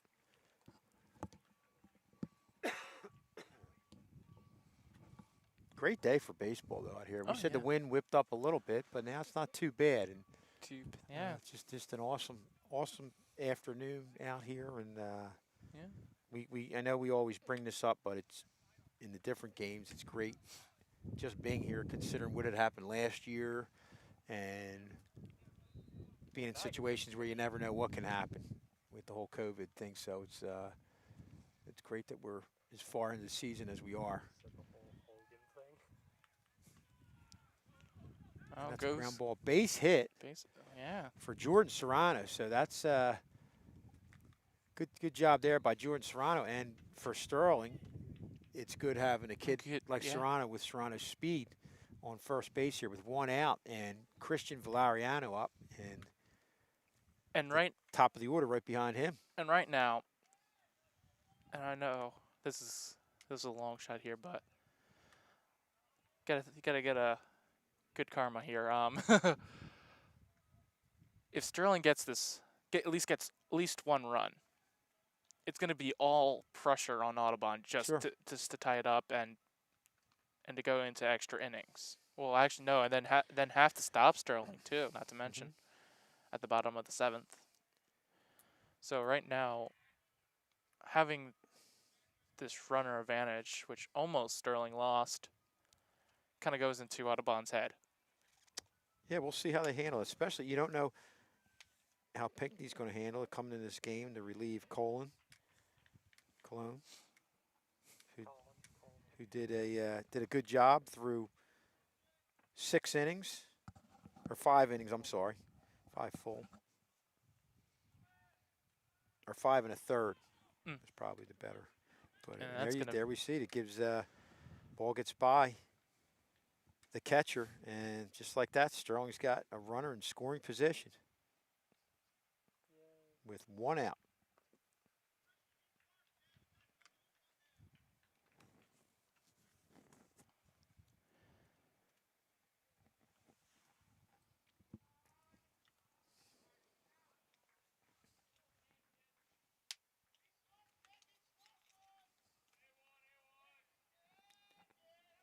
Here's the pitch to Valeriano. High inside.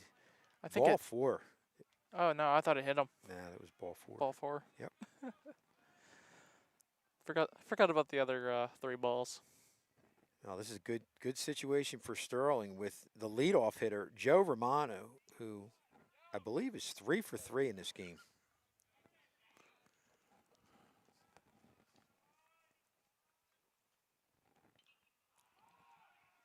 Pop up and you see the catcher going for it, and he's going to eat that one up. So that's just a tough one. Sometimes that happens. And then 2 outs. That's going to bring up Scott Leverton. Wait, 2 outs? Did you say 2 outs or 1 out? 2 outs. Chandler. Oh yeah. First out. First out. Yeah. So Leverton up here. And you have to think, guys, if he's able to get a hit with Serrano's speed and his having to be able to run on contact with 2 outs, he'll be able to score. Somewhere out in the gap of the outfield, yeah.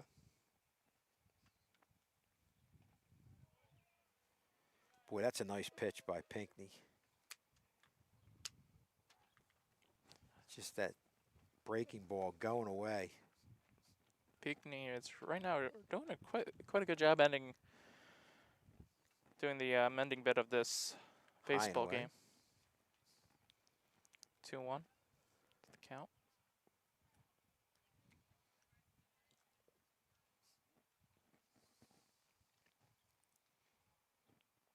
Here's the pitch to Leverton. Oof. Just Swings and misses. So 2 strikes to Leverton. Just missed that one. That was a pitch that definitely caught some of the plate. No question about it.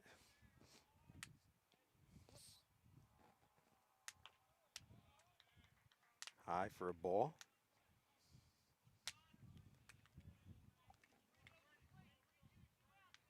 Count full. So 2 outs. Runners will be going.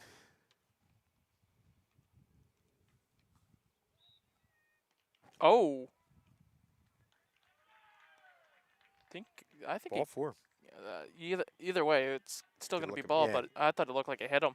Well, we're going to have to get our replay here. I was looking above the camera just to see what type of jump the runners got.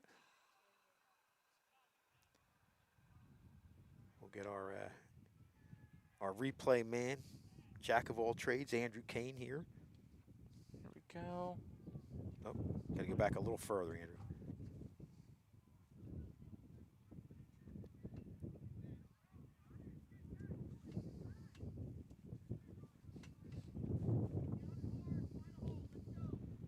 Here we go. We're going to see the replay right here. Oh, Yeah, yeah, it did, Good yeah. job, John.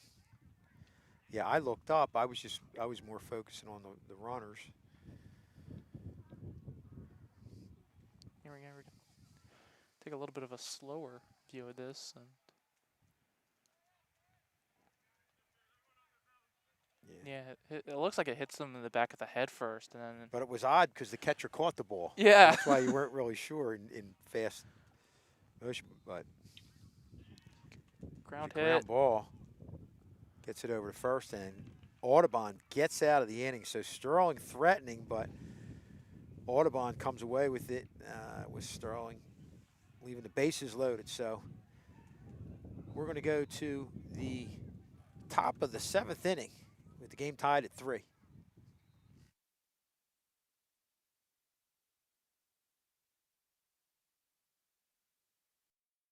Tragedy by littering.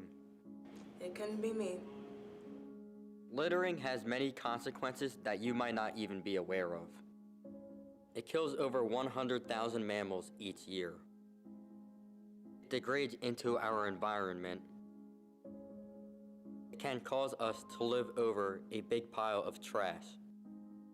It contaminates our water. It can even cause someone to trip and fall. It is also illegal. Whoa. Pick that up. Pick it up.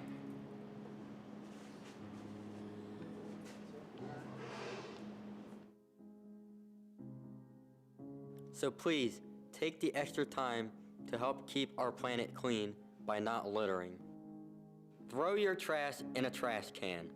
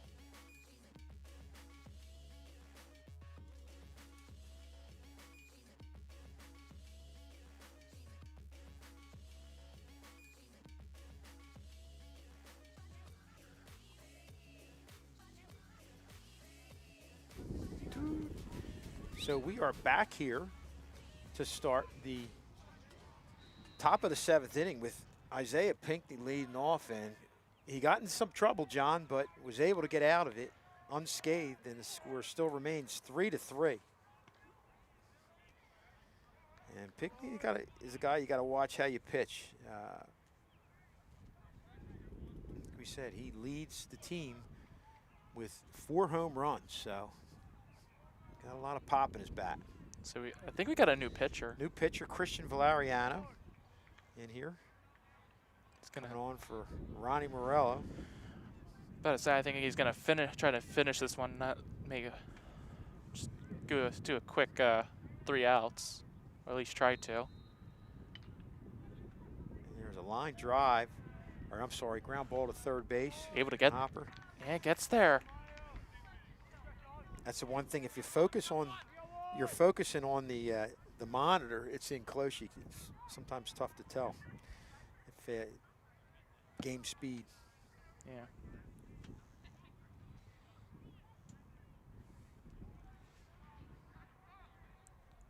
It looked like Pinckney could have. 1 up, 1 down, and that's going to bring up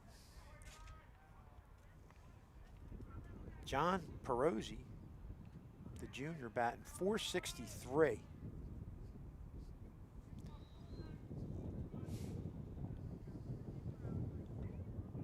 Takes one away. 2-0 count right now. 2 balls, 0 strikes, of course. Pitch to Perosi. Good pitch right on the outside corner. That's a real nice. That's some real nice location there for Christian Valeriano.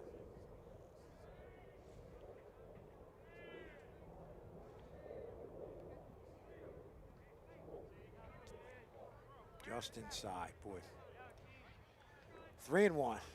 Valeriano wanted that one.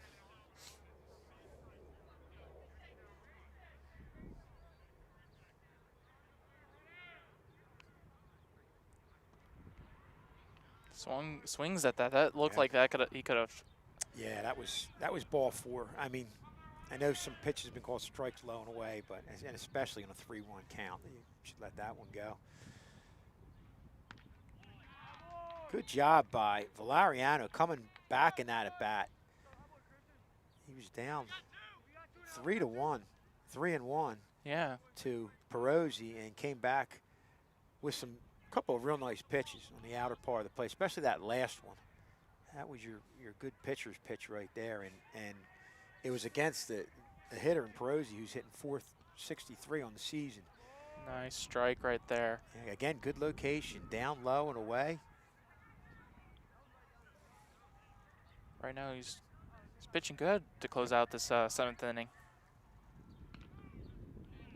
Right down the middle too. That's it. Well, you had Morello come in, got some runners on, but did a good job getting out of the inning unscathed. And now Valeriano got 2 up, 2 down. And they're going to say he didn't go. Didn't go. Okay. I think they said Valeriano was a kid who really hadn't pitched a whole lot prior to the season. I think they said he pitched up to like 8th grade. Obviously, his main sport is football, an outstanding wide receiver. Yeah, high and away. Yeah, he did a good job.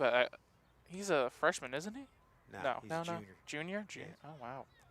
But the good thing about that is, you know, Mr. K, the pitch coach, will have him, and the team will have him back next year. It's going to be. But you can see, I think he's gotten better within this season after not having played for a little bit, kind of getting back into the swing of things.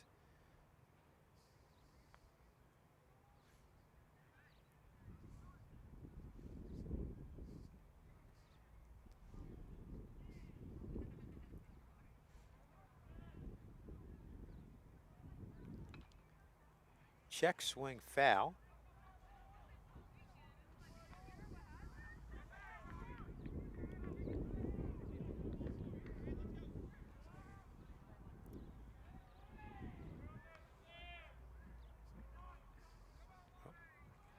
Calls time.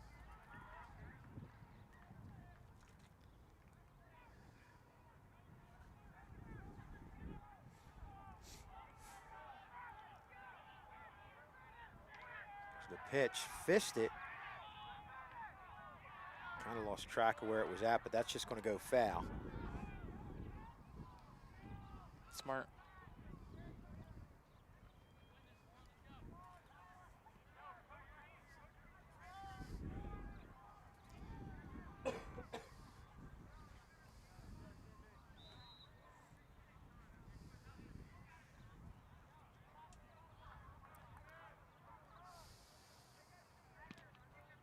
Nine away, ball 4.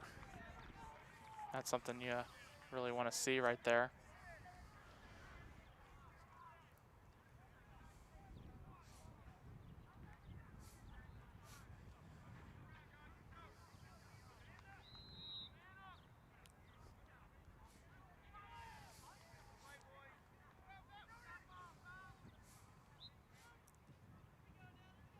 So that brings up Charles Grady, the sophomore. 500 on the season. Yeah, and they're gonna get second. It's gonna look for third, but doesn't. This is kind of getting a little dangerous right now. Yep.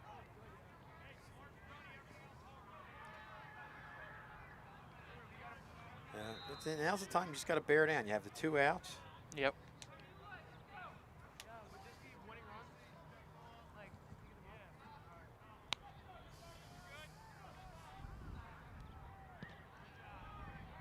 Grady takes one low. That's going to be another ball, though. I'm not so sure they might not be kind of pitching around Grady. Kid's hitting 500. Away. Not really giving him anything to hit. And I don't think that's a bad move at all, because you've got, you're looking at the best hitter on a team right now. You've got 2 outs, first base is open, so. That's not a good thing either.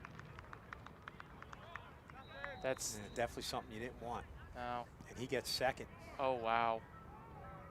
But okay, I'm not sure if there was time called. I'm wondering if they're not going to have him go back. Well, apparently not. Okay. Boy, that's a good heads-up play by Grady. Yeah. Right now, again, Sterling Luck right now in some trouble right now. You just gotta hope it's either a pop-up. You know, you gotta hope it's an easy catch. Well, that's the thing, and I, you know, it's unfortunate you had the ball go away, because I feel like they were pitching around Grady. Yeah. They weren't pitching him. They weren't giving him anything to hit. Javon Johnson. And we are going to go to a promo here. Andrew, is that what you're telling me? Make sure it's quick, because we're coming up the bat. Okay, you can find TV19 on Facebook, Twitter, or on all social media. And we are back here with the DH, the junior, Sean Driscoll, up with runners at second and third, 2 outs. Pitch there in the outside corner for a strike.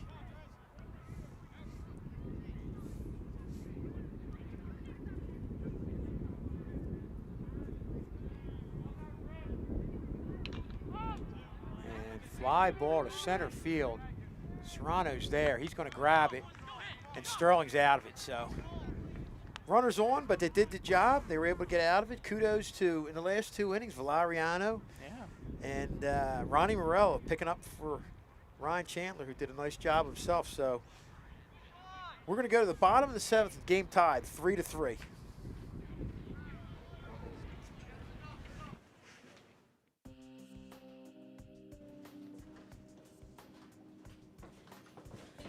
Yo, watch where he's going.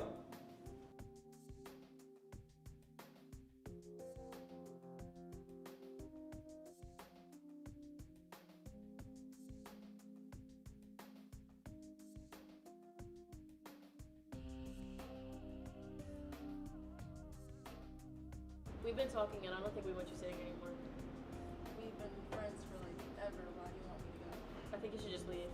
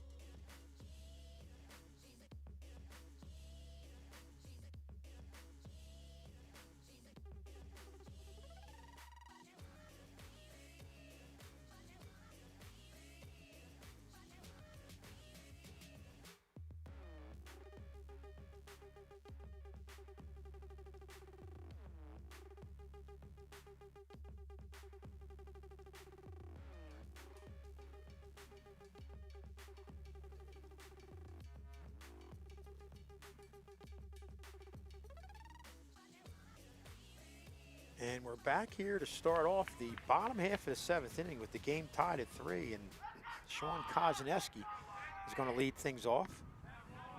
Takes a swing at the first offering from Pinckney.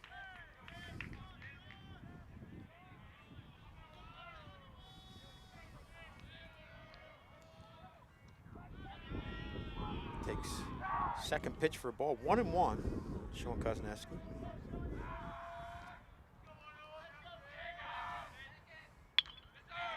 Ground ball to third, gets it, throws it over to first, and 1 up, 1 down for Sterling here. Looks like Pinckney got it on the inner part of the plate. It's going to bring up Brandon Williams.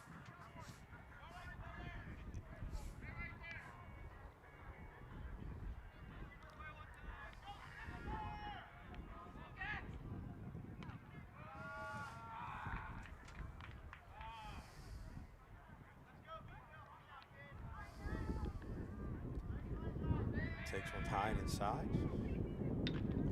And hits one up the middle.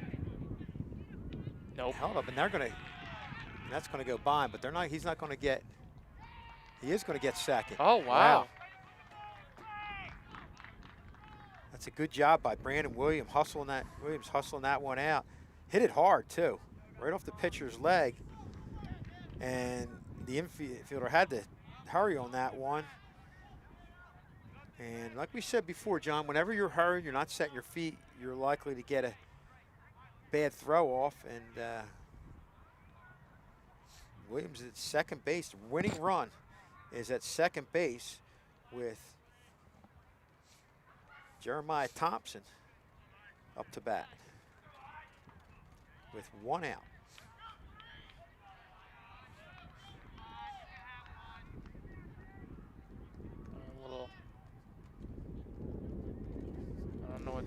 And they're going to walk. Oh, wow. Yeah, well, they're going to do that to get the force out at the bases. So it's kind of this smart move. It gives you the force at third because that run doesn't matter with it. You know, ball game's over. If Williams scores, game's over.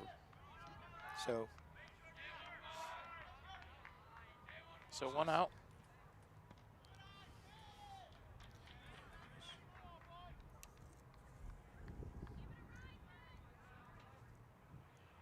So this is Joe Lomas up to bat.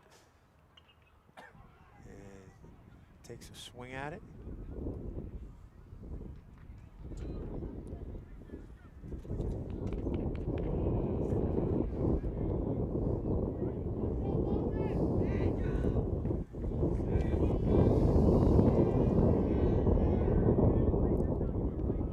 High, Pinckney, and runner's going to get third. Is he going to get Striker for home? No, he doesn't stay. Stays at third.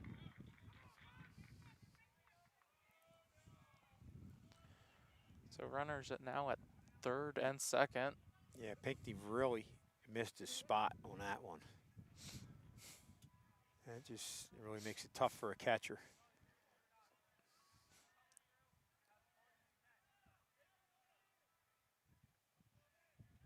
Now the pressure's on. They're going to bring the infield in. Any ground ball, you're coming to the plate.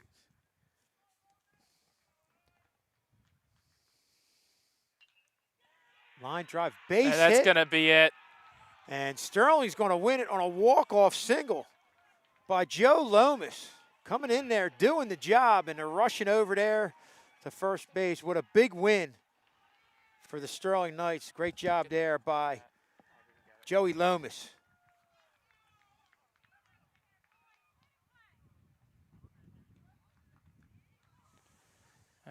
Boy, I'll tell you, what a job Joe Lomas did what he had to do. Just hit it right back up the middle, and it's like that. Sterling comes away, guys, with a big win. Go. Or had to actually hit it over, the shortstop's head right there, who was in. But that would have been a base hit either way. Great job there by Joey Lomas. And I'm going to see, we're going to take a break, short break, and see if we're going to have a post-game show if we do. But right now, it looks like we'll take a break and we will See if we I think return we're- or not. See if we return. I think time-wise, we might be a little bit out of time. So we're going to say that great win here by Sterling. For everybody involved in the game, great job. For John Hallwood, I'm Mr. Schulz. We'll see you next time on Sterling TV 19. Sterling wins it 4-3 over Audubon.